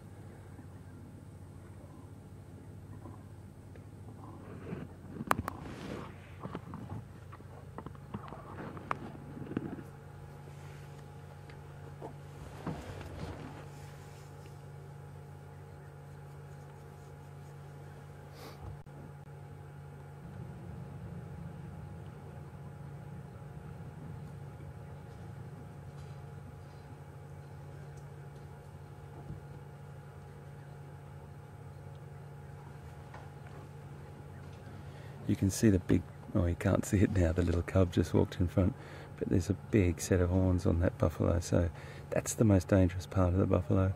It can hook a line and potentially fatally wound it. You can see the size of those horns, that's what they will use and drop their head and neck with those powerful shoulders. Really lift a line, and the potential for injury is huge, so they've got to be very, very careful when they're hunting buffalo. But I have to tell you, buffalo is top of the menu for lion, their favourite food, and as I said, we'll feed them for days. So we're going to get some great sightings down here over the next few days. Look at that little cub who's just put his head up and gone to sleep next to the male.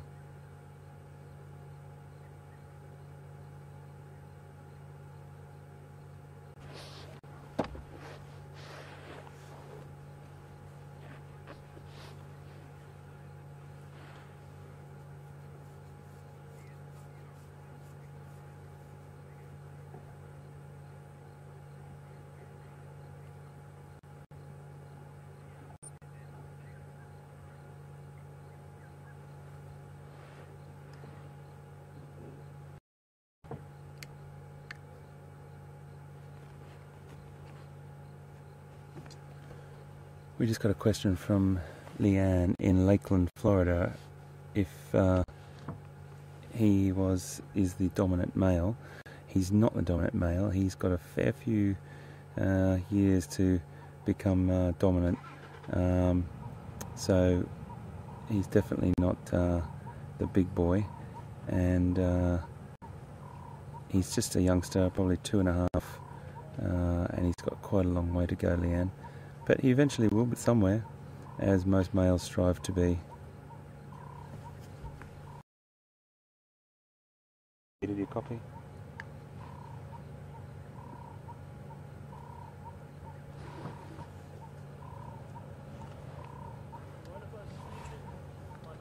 Sure. Just one of the other guides coming down, putting his nose in. I'm just going to move forward a little bit for him. We'll still have a good vision, folks.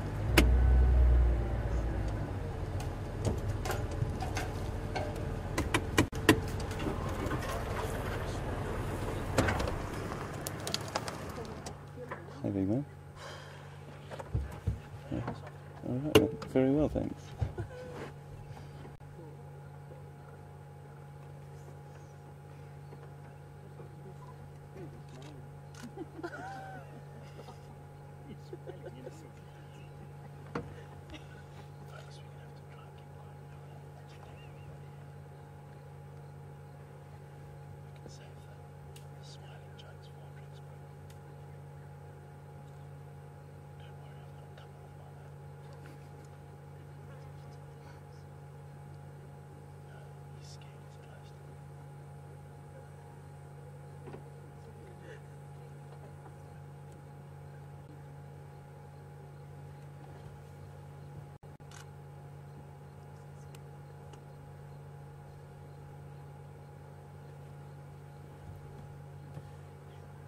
That female in behind there is still feeding. She's been feeding since we've been sitting here.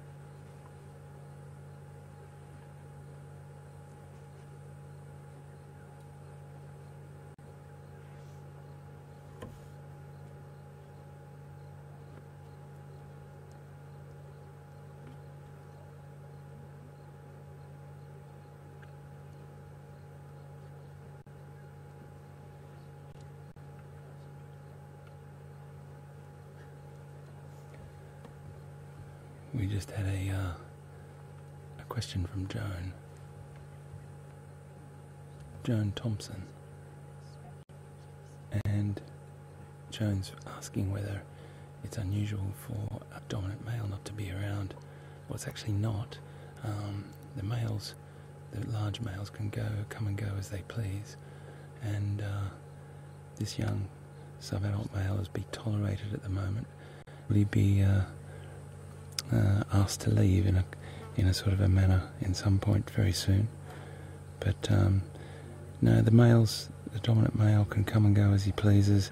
He could be around, and he's not actually in the vicinity where we are now, but he could end up coming down on this at some point as well.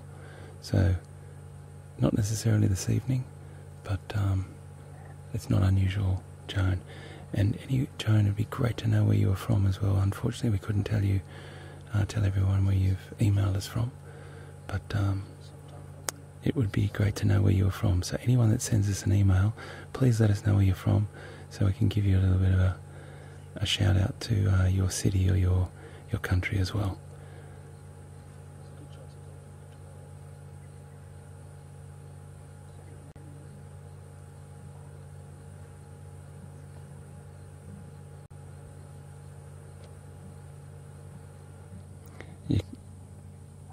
It's really interesting what's going on right now. The young male's trying to make his way around to have a feed, and you see that tail flicking from behind the animal. There's a line nearly inside that buffalo eating, and that lioness is not letting the young male in there. She's saying, "You just wait your turn, my friend." Letting out those grunts, those sort of snarls, one after the other, just letting the male know he's just edging his way around, trying his hardest to get some of that food.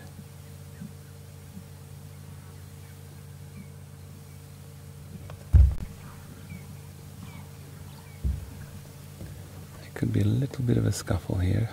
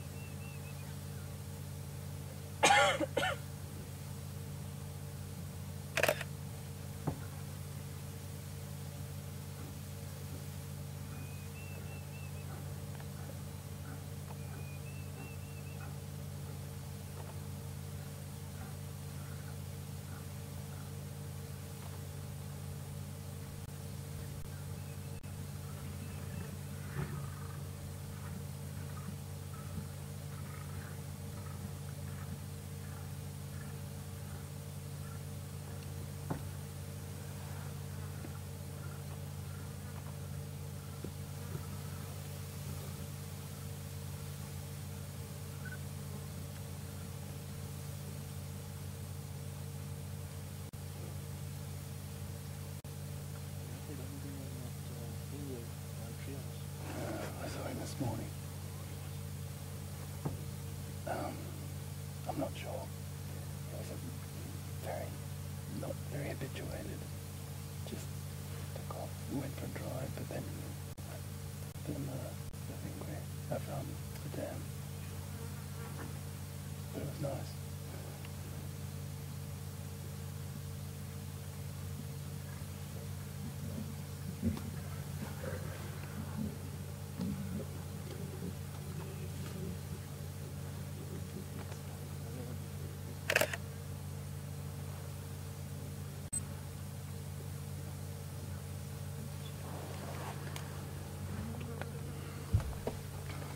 Just visiting, folks, just watching a bit of a feed there, but he's doing it quite delicately because there's a female inside the buffalo, letting out some pretty obvious vocalizations to say settle, Don't you dare come in here. I'm eating.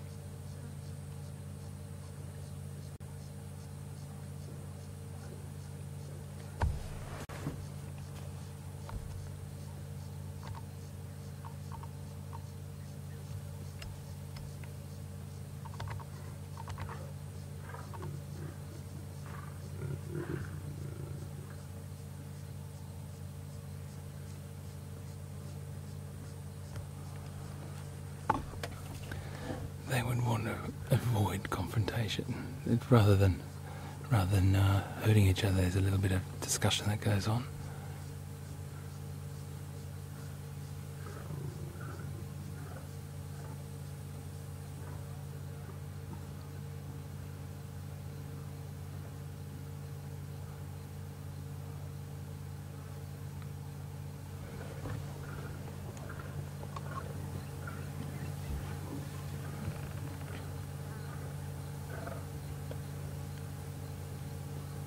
Just got a question from John Autry about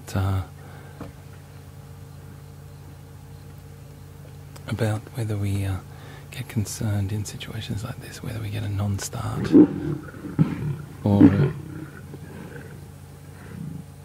a flat tyre. And John, I suppose the answer to that is it's not the ideal situation, that's for sure, to have a flooding. In this, we'd always make a plan somehow.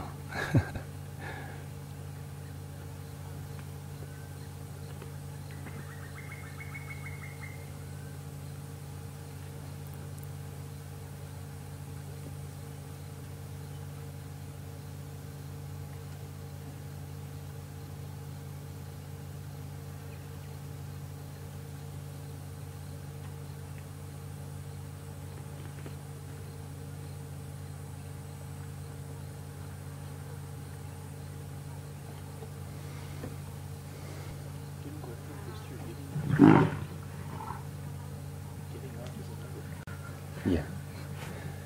Around there, mate. You tell me when you want to go, and I'll just pull in there. Who's that?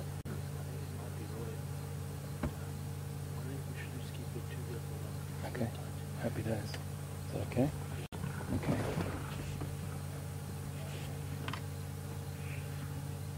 If you want to, could you just do comms with them for me, please, mate, if that's okay?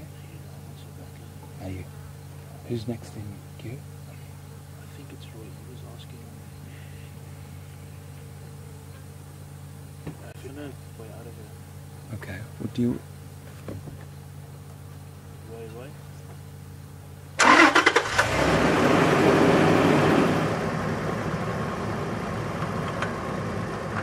Coming?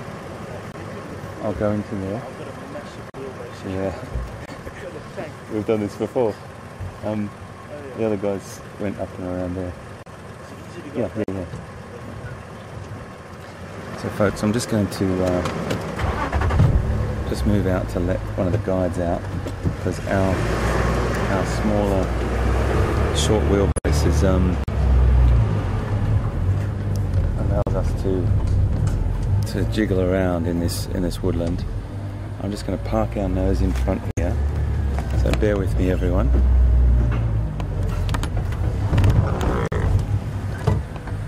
So we're just losing this vision of it for a minute. Please understand that we're going back there. Well, good to go. I'm just wondering if you can still see. Can you still see there, mate? A little bit of a tree in a way. I could probably edge down a little bit further. Yeah, just let me go down a little bit further. This might be quite a nice. How's my aerial there, mate? Quite a nice spot actually. That's great. Okay, so we've got another angle here, and that's going to allow other vehicles to come in and out.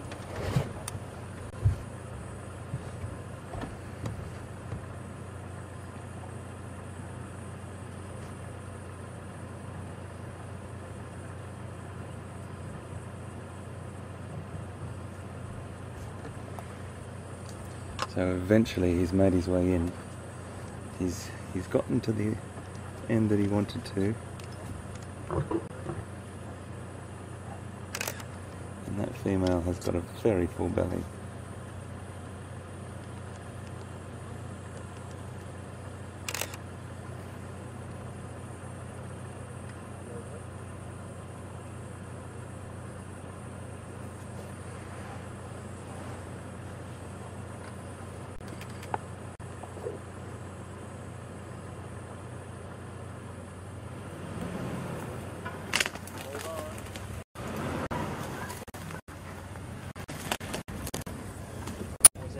Pleasure, mate.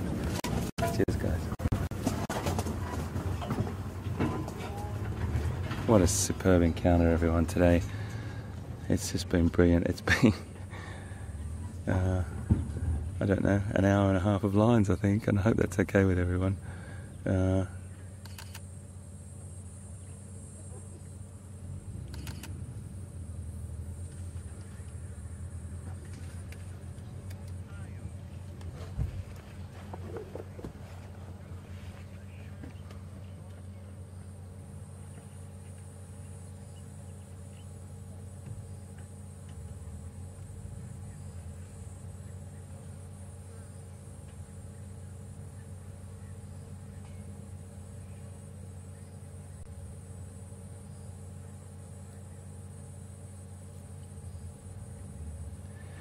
We just had a question from Deborah from Ohio, sitting on the shores of Lake Erie in the colder temperatures. She says she's sitting in the snowy, cold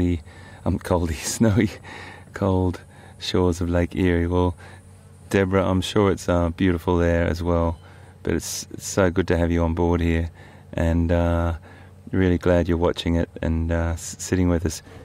And your question is, how long will the pride feed off this buffalo bull? And that would be probably the next few days, I'd say. They'd probably get 2 or 3 days out of this, and it also on a lot of other external contributing factors.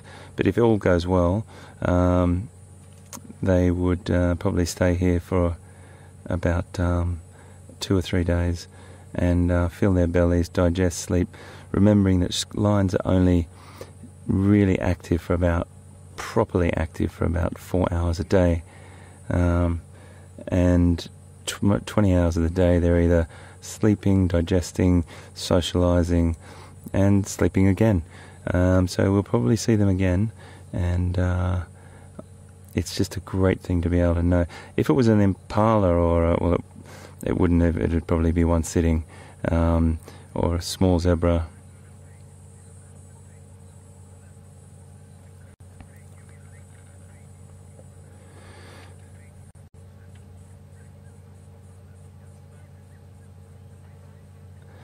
So I've just gotten word that we're going to go over to Pete, because Pete's hot on the trail of a leopard, which is absolutely fantastic. And I think that's a great thing to do right now, because he's been looking for this particular leopard that we saw this morning all afternoon. Well, that's for sure. And you can come back to us, you know, just before we close. But the most important thing is let's cross to Pete now and see what he's up to. See you soon.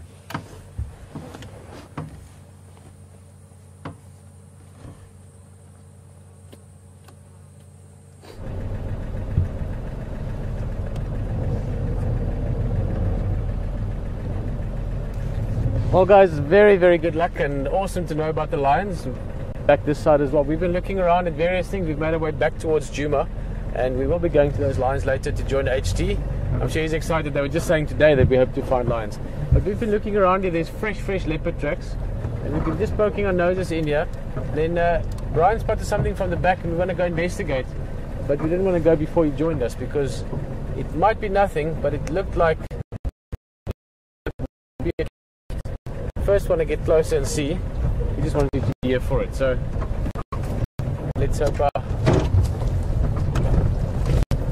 instincts were right there. It was a little glimpse of something. What is that, Brian? Definitely something. We spotted this in the distance. For a second there I was watching, and it's a big false alarm. But let me just move a bit.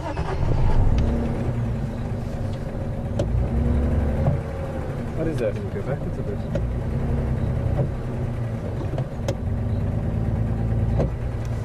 The hyena. It looks like a hyena sleeping. Yeah, It's a sleeping hyena. Oh, that's a good start, but at least not elephant dung. Okay, well, hyena taking a nap. Let's have a look.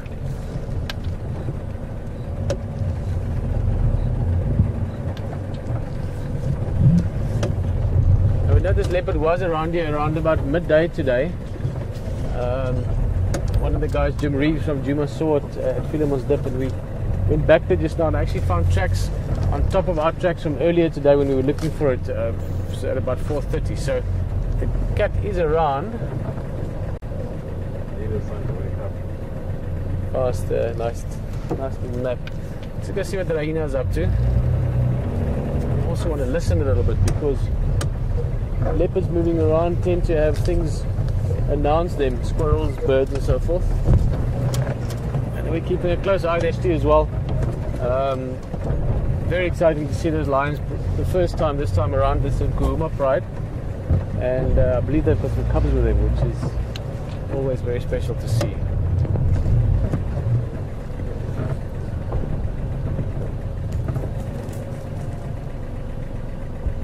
I might have to move a little bit. It's quite thick bush here.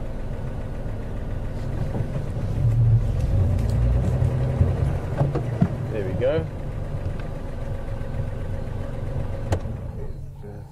Just waking up, big yawn, sniffing the breeze there.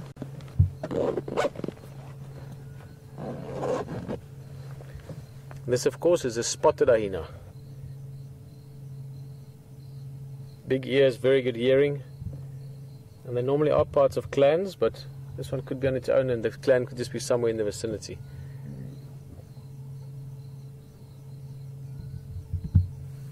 Also likely to be hyenas around that buffalo kill where the lions are. Very exciting, that, because it means that we should be seeing lions for at least a day or two, but often 3 or 4 days even, and they've got a big carcass like the buffalo. So that's very good news for us. Some big cats for the next few days. Sleepy drops. Yeah. It's so funny. We were driving down into this dip and really looking around. I mean, the tracks were very fresh that we had. And Brian said, "There's something." And we reversed a little bit, and we could just see it through the brush. And my first instinct was duiker carcass. So something a leopard might have caught. So that would have been very fresh. And then and we just stopped right there, you know, and then waited to get you guys in the vehicle. But it turns out to be a hyena. Hyena.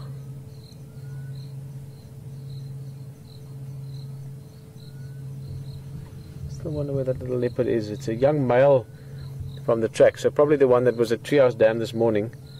most likely Nkuhuma, somewhere in this area. But this is perfect leopard area. It's so lush and so thick, and that leopard could be anywhere. So we're gonna keep looking around. Maybe we're gonna stay with us a little bit before we go back to the lions. Just want to take one drive back towards where you had those tracks. I mean, this is the kind of the time of the day that the leopards should start moving. So we have a very good chance of maybe finding it. There's something magical about that first moment when you find something.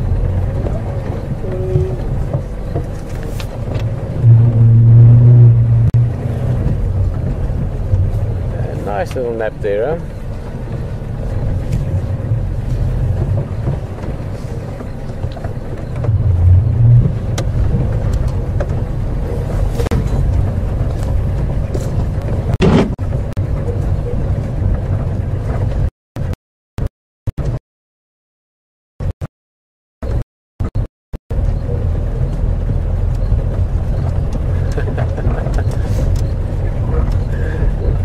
No, we all thought various things, and it certainly has the spots. At a quick glance through the bush, one could mistake that for a leopard or a duiker or a few things. Look at that beautiful sky. This is evening time in the bush.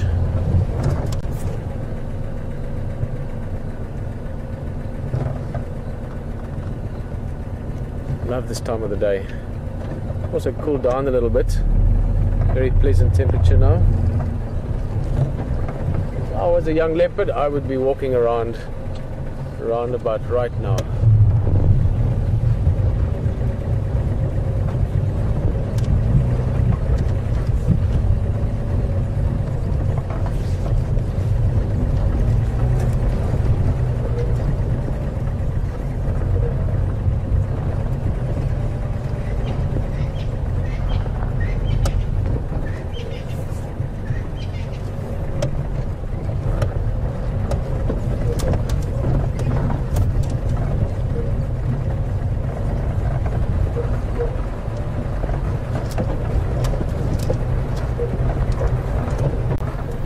Great that we got quickly.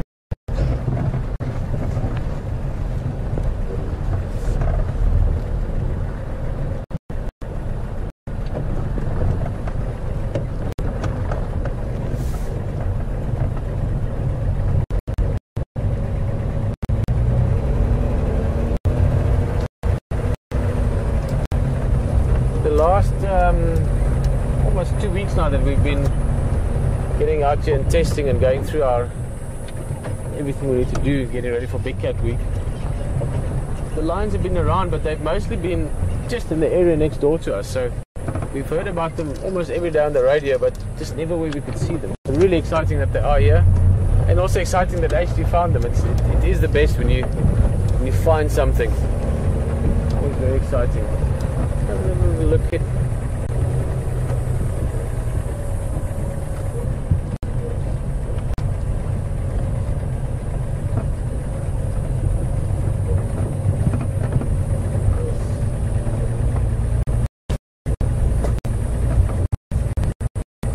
Talking with Aubrey earlier this afternoon. Aubrey's one of the guides at Boyatela.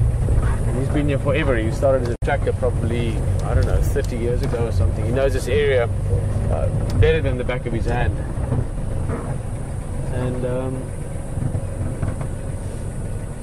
he was saying that Nkuhuma also means shy. I didn't actually know that. I just know about the word Tingana. So this was, if it is the leopard we think we're looking for, it was the shyer brother of the two, Quarantine being the other one.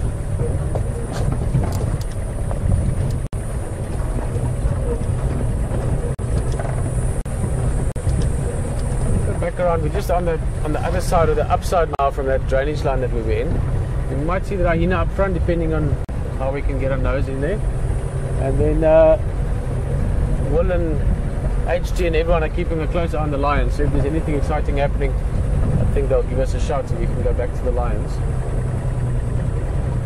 But for now, let's just peek around a little bit more.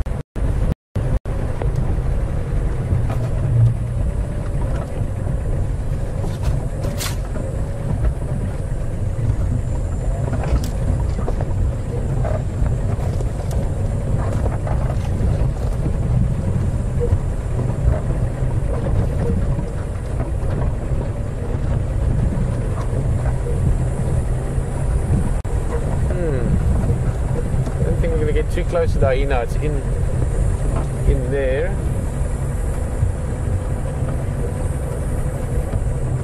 Quite soon when we get a bit of rain, these will all be water puddles. It's quite an interesting area in the back here.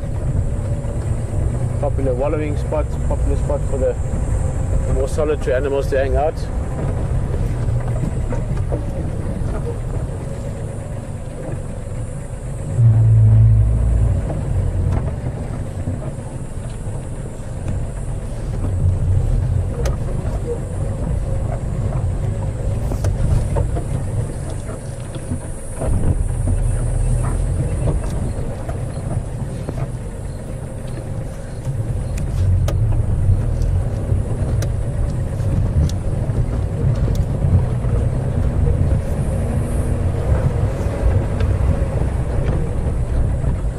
Well, perhaps some days they just don't want to be found. And that's what we discussed earlier. Brian and myself were just saying, we're not going to look for leopard now, because then maybe we find them. Oh, there's the hyena.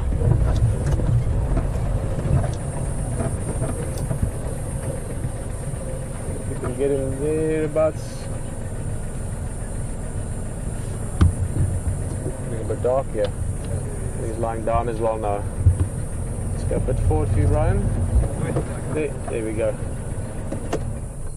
So the hyena's getting mobile, maybe the leopard. We're going to just make our way out of this thick bush up towards the quarantine area.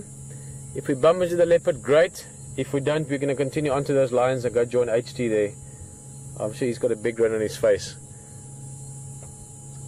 It's always lovely to see lions, the biggest of the cats. Well, in Africa. Tigers can be slightly bigger.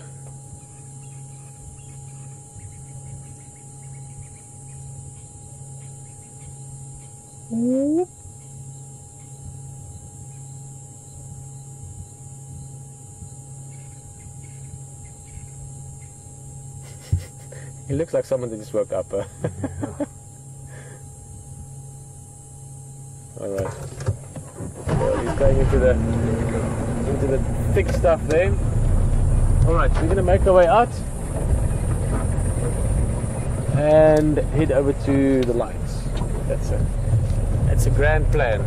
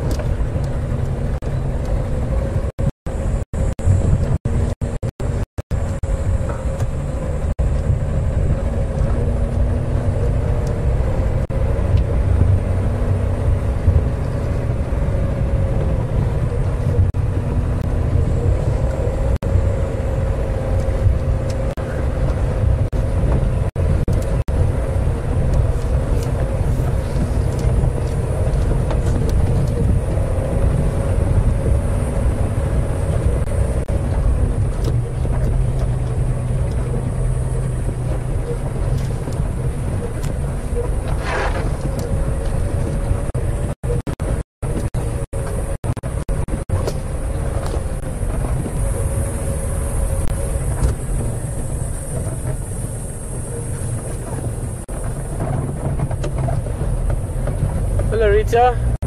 Yes, I'm also happy to be back alive and back in the Giga. The vehicle seems to be better than ever actually. We had an awesome afternoon yesterday with a leopard that I'd never seen before in Tingana. It was a nice drive, and of course the leopard with the lion this afternoon. Big bonus as well. We're going to head over there now. I think we're going to leave this leopard be unless we bump into him en route.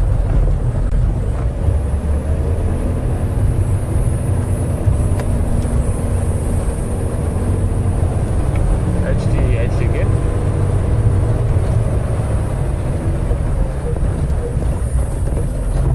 Yeah, we are just going to continue it over.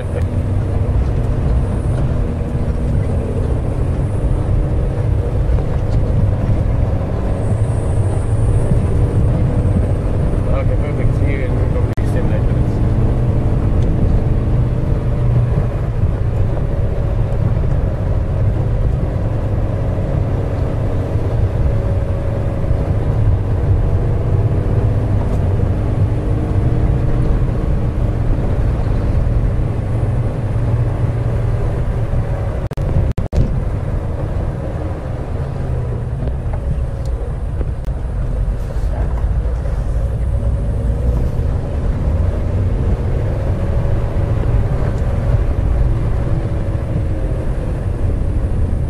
cooling down quite a bit now. Two jackets.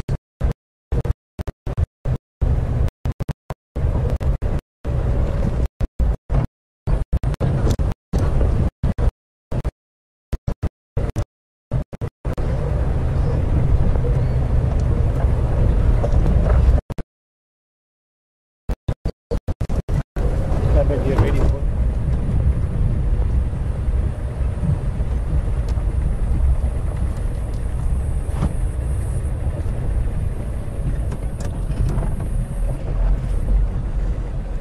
got my spotlight in case we need it.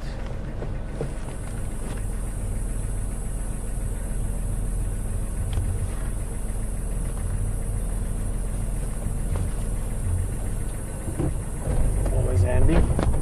Ooh, don't worry. I've applied for a driver's license. That's looking back to me. Alright, we are on our way. Ready for the night drive. About 25 minutes. It should take us about 5 or 6 minutes to get there. Never know what you might find on the way. But very exciting to know that we will find lions when we get there. It's we've had a little bit of lion activity since we've been here the last 2 weeks, so very, very good.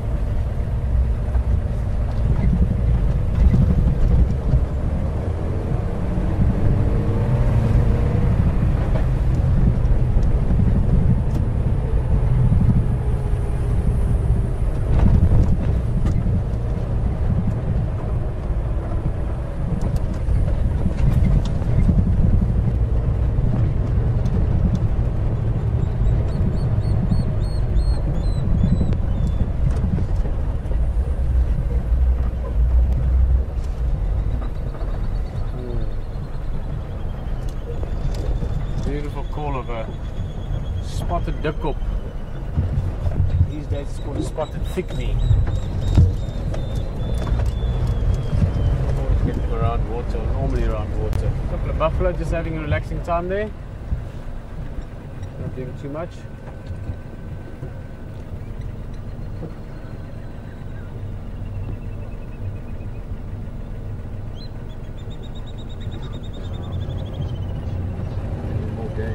Everything is upon us. Yeah, I should get my spot on that, sorry guys.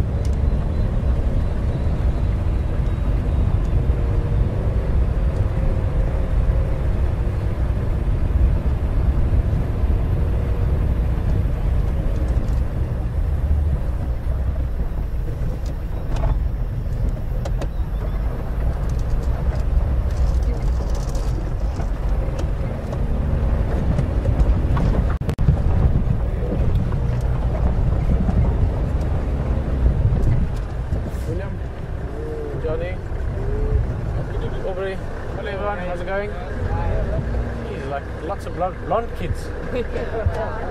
Aubrey, we've got the fresh and corns there by Philemon's Dip coming up, but just a little bit and then going in the Schatine again. We looked around, they couldn't find it, but the Ingrid Ponzo is there, so is it? Okay. Alright, have fun. Cheers. Bye bye. So it was a family vehicle there, so they were all over. We couldn't show the guide, but that was Aubrey, and must be 2 or 3 families because there were probably about 8 little kids in the back between the ages of 3 and 8. Every single one was blonde. Just little blonde heads everywhere. Alrighty.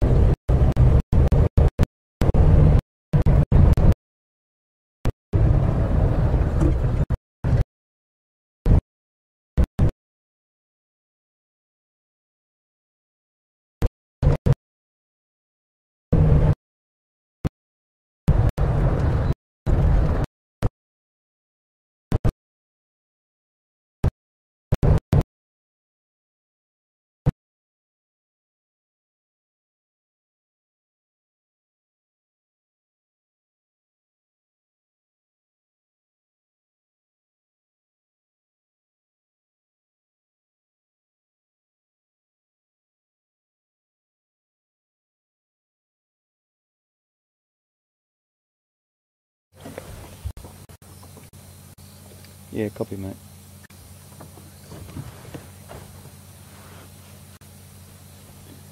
So, folks, we're still with this lion kill, and for a very good reason. The sub-adult male has gotten in there, and he's been down on that kill since you left us, and we went over to see Pete, and Pete, I think, found a family, and he's on his way to come and see us now.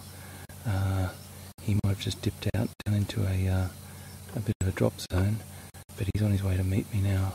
This kill here comes another female, beautiful, and she's just going to lie next to this kill, and they will protect this kill fiercely. There's enough food to last them for a couple of days there.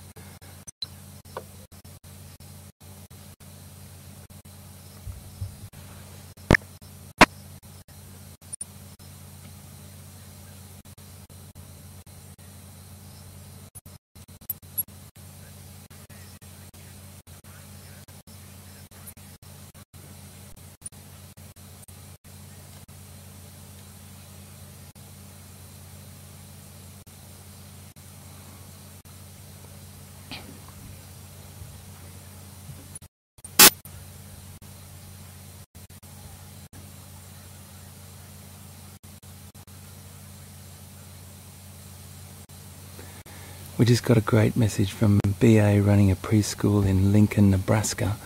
Fantastic to have you aboard. And there's a question from Luke. Hi Luke, this is amazing to be able to talk to you from here. And we're right in front of these lions eating their dinner. And these lions are definitely got a lot of food there, that's for sure. But Luke, your question's a really interesting one. Why are they sort of a little bit angry with each other, or a little bit sort of bossy with each other around the dinner table there? Well, the reason for it is this, Luke.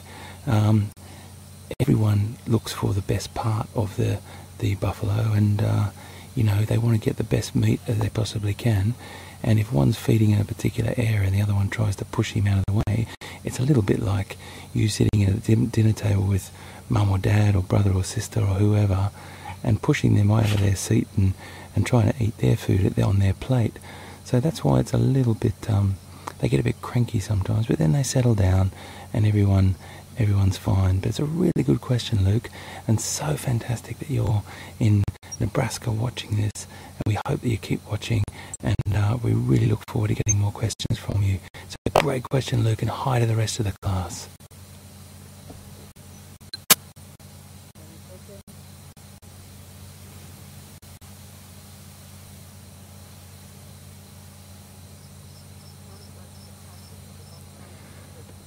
So we've got a female that's turned up. She was lying over in the grass, so I think my number at the moment is eight females, and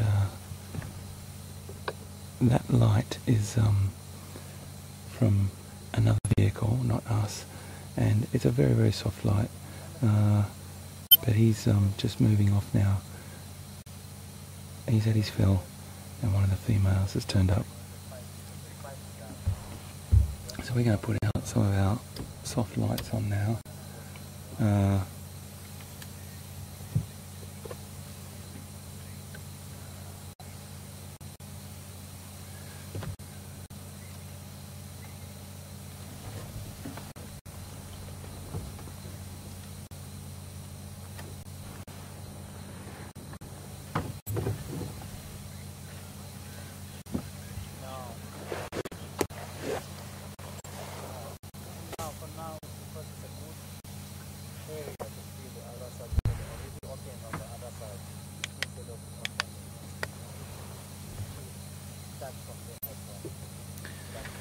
So an incredible afternoon, everyone, and just so happy for you to be here with us.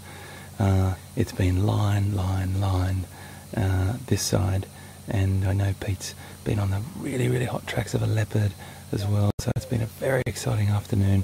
He's coming over to join us now, and I have to take my pilot here, seeing the corner of his eye, that line, and that elevation that he's got up there, the eyes in the sky on the back of the vehicle. has paid off yet again. So VM, congratulations, mate. You've really hit the jackpot tonight for us. Very, very exciting times. We've got a pride of probably 8 less cubs and a big buffalo. So that means that they're going to be here for a few days, and it's going to be high times for the old lions for the next couple of days here. We'll definitely come back to them as well. But we'll wait for Pete, and we're probably going to stay here, folks, if that's okay. It's no use just moving off and trying to find anything else now. It's just been an absolutely glorious afternoon with Lion. One of the interesting things was that Liam said to me today at lunchtime, you know what, I favour lions a little bit more than leopard, you know. He said, I still like leopard a lot, but I really love lions. Sure enough, mate, your dreams have been fulfilled, and it's just great to have you all on board with us.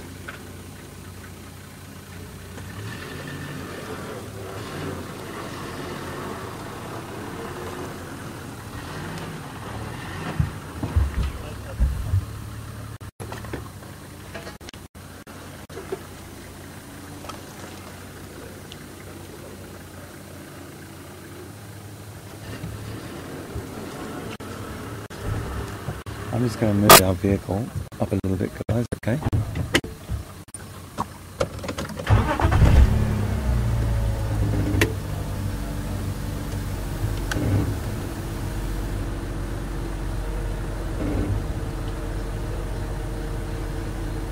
So we've just got a little bit of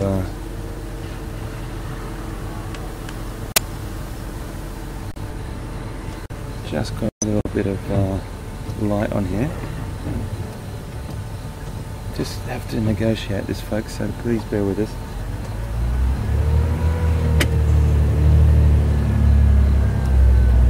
Just bear with me, guys. I've got to put the light on to get out of this location we're in. This is very, very tight here. Alright to come back, mate? Alright to come back?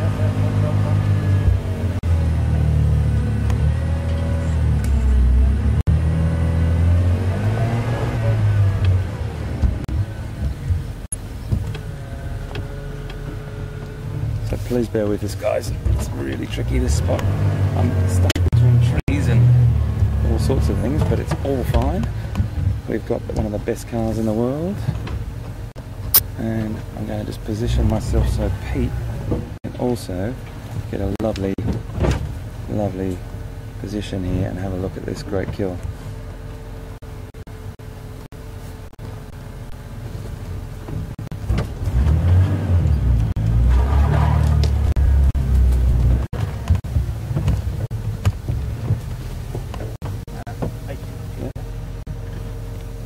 Big male coming through here. I'm just going to put the light on him. A little bit more. Just a little spray of light just on his back there, not in his eyes. And you can see him. Oh, he's just got, look at the size of the belly, folks. That is... ah, yes. Happy days. Happy days.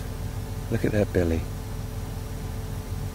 He has definitely had his all.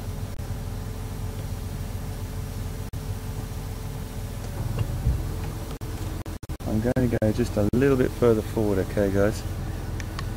The reason being is I want to get into position so you can just watch this other lioness down here. Really. Bit of an angle here.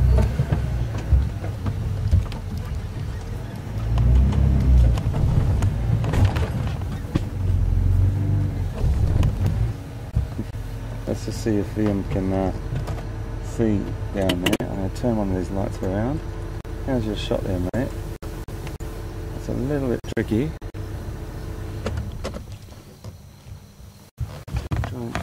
Folks, we're just readjusting everything for you, so just a second.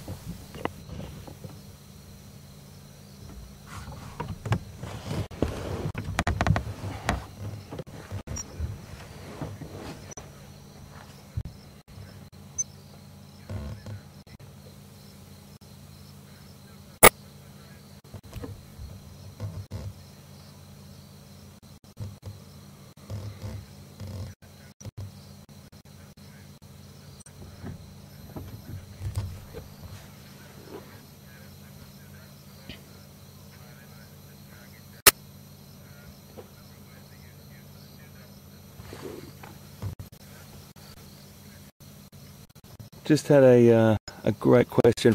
Jordan in South Australia, Melbourne, in Victoria, Australia. Jordan, hi, and thanks for coming on board. Fantastic to have you. You asked a very, very detailed question. I like that a lot. It's just asking whether the lions would have put their mouths over the buffalo's mouth to suffocate it, or they would have bit it around the windpipe or something like that. Well, I have to say, Jordan, I've only ever seen the suffocation method where they put their mouth actually over the animal's mouth themselves with something like a wildebeest. Those may be done, there's no doubt about that, but I think the majority of times that I've ever seen anything happen with buffalo, it's been the sheer numbers and weight on the animal and going for that asphyxiation around the throat.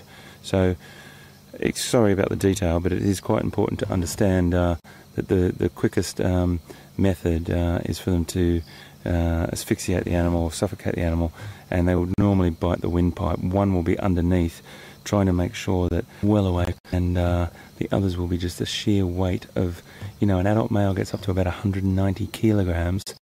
Oh goodness, I've got to do a conversion for you then. I might have to ask the control room to do that for me whilst I'm still talking to you. But 190 is for the male and 100 females. So if those conversions I might get from control room whilst I'm talking, that'd be great. And those sheer weights on top of the buffalo will just either pull it to the ground and make it lose its footing, and then once that happens, they'll finish off the business. But in the over mouth was with a wildebeest. I'm sure. Oh my goodness. I've just got a message from Pete. Pete's got lions as well. This is incredible, folks. We're going straight to Pete.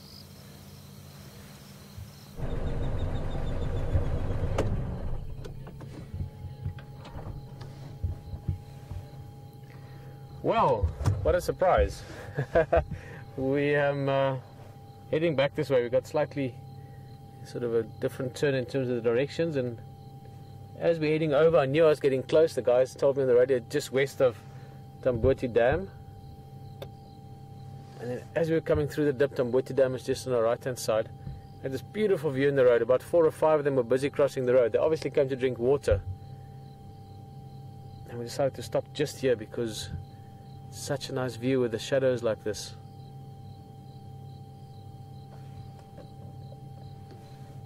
This is one of the adult lionesses, one of the youngsters walking away. They're sort of swaddling away almost with that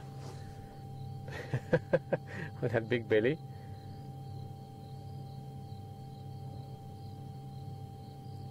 And this is great. When lions, I wonder when this happened, last night sometime probably. It sounds like quite a big buffalo, so we're probably going to be spending 2 days, 3 days with him. Still going to catch up with HT and see how many lions there are and what the composition of the group is. The Nkuhuma pride should be in the vicinity of about 9 or 10 lions. I haven't seen them since we've been here, so I will get to know them over the next day or two.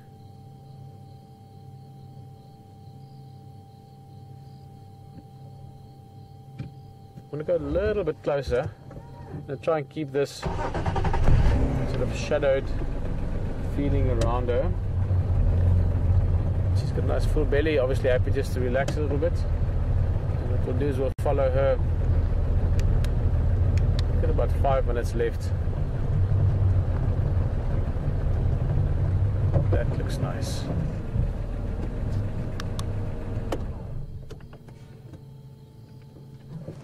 Bit of a scratch in the side of the face there, looks like, probably from the, well, from the hunt itself. You can get injured in that, but also that first, especially in the beginning when they're all very hungry, you can sometimes get a bit of a scratch from one of the other lions.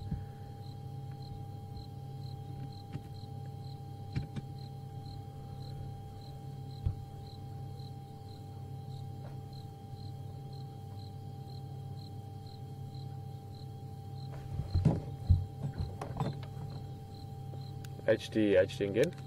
So let Hayden know that we're still sitting with this female. He's obviously with the rest of them down at the carcass. Yeah, Hayden, I'm sure you've got a big smile on your face at the moment. Awesome cats. We've got one Mafazi here, one female in the road, and the others waiting back to you. So we're going to stick with her for now and then join you if she comes over.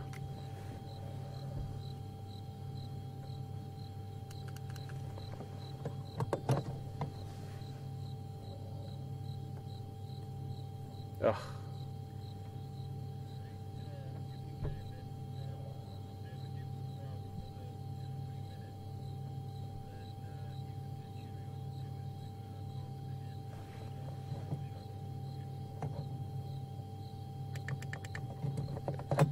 Standing by.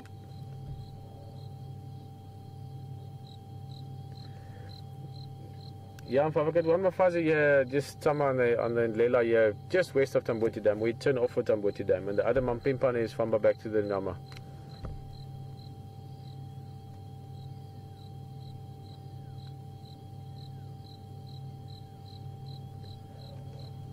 Yeah, I'm just west from Tambuti Dam, just from the dip as you're going up the hill west. Somewhere there's the turn off. Okay. That's just Texan. Texan saying he's going to come past in the morning. This is such an exciting thing always for the guides. I mean, obviously for the lions also, they've got food. But for the guys in the area, they know that for the next few days, you're going to see the big cats. And it's very close to Voitila Lodge, so we could also have roaring here and all kinds of activity like that. Well, I don't think we're actually going to get to join Hayden as planned. We've got a lion in the road in front of us lying around. So we can enjoy her, and I'm going to say goodbye from myself and from Brian on the vehicle. And then go over to Hayden. He's going to say goodbye from that side. He's had a spectacular afternoon with all the lions, and it's going to be lovely to go in the morning and see what's going on there as well. So from myself and from Brian, thank you for joining us this side, and see you tomorrow morning.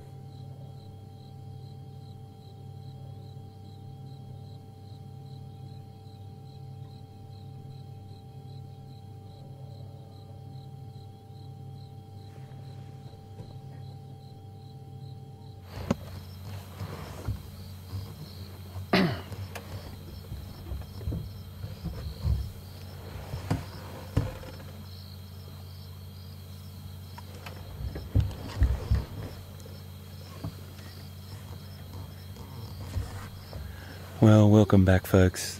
I don't really know what to say. It's not often in life I'm lost for words, but we are surrounded by line here. It's about 2 minutes to 7, and this is the best experiences I've ever had in my entire life. This is absolute ultimate cat central. We've got about 8 females, 1 adult male, a couple of young cubs, not at the moment digesting. There's some absolutely fantastic lions around us at the moment in this magnificent place, Nkuhuma Game Reserve in Sabi Sands, South Africa. It's been an absolute pleasure to be here today, and I'm just so over the moon for you, mate. I'm over the moon for everyone with us. I'm really excited that we've been able to bring this to you live. We've got a beautiful female.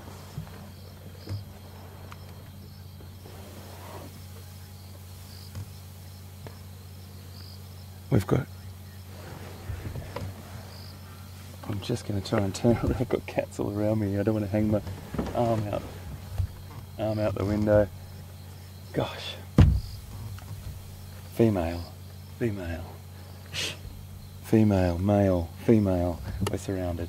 Absolutely surrounded by lions. This is one of the most fantastic feelings I've ever had in my entire life. I just said it before, I'm so excited, guys. Liam, hats off, mate. Absolutely brilliant. This is the most incredible experience. We brought it to you live from the Nkuhuma and Arathusa Game Reserves in Sabi Sands, South Africa. Magic stuff. You were with us. Thanks so much. See you next time. Tomorrow morning, 6 o'clock. Be there.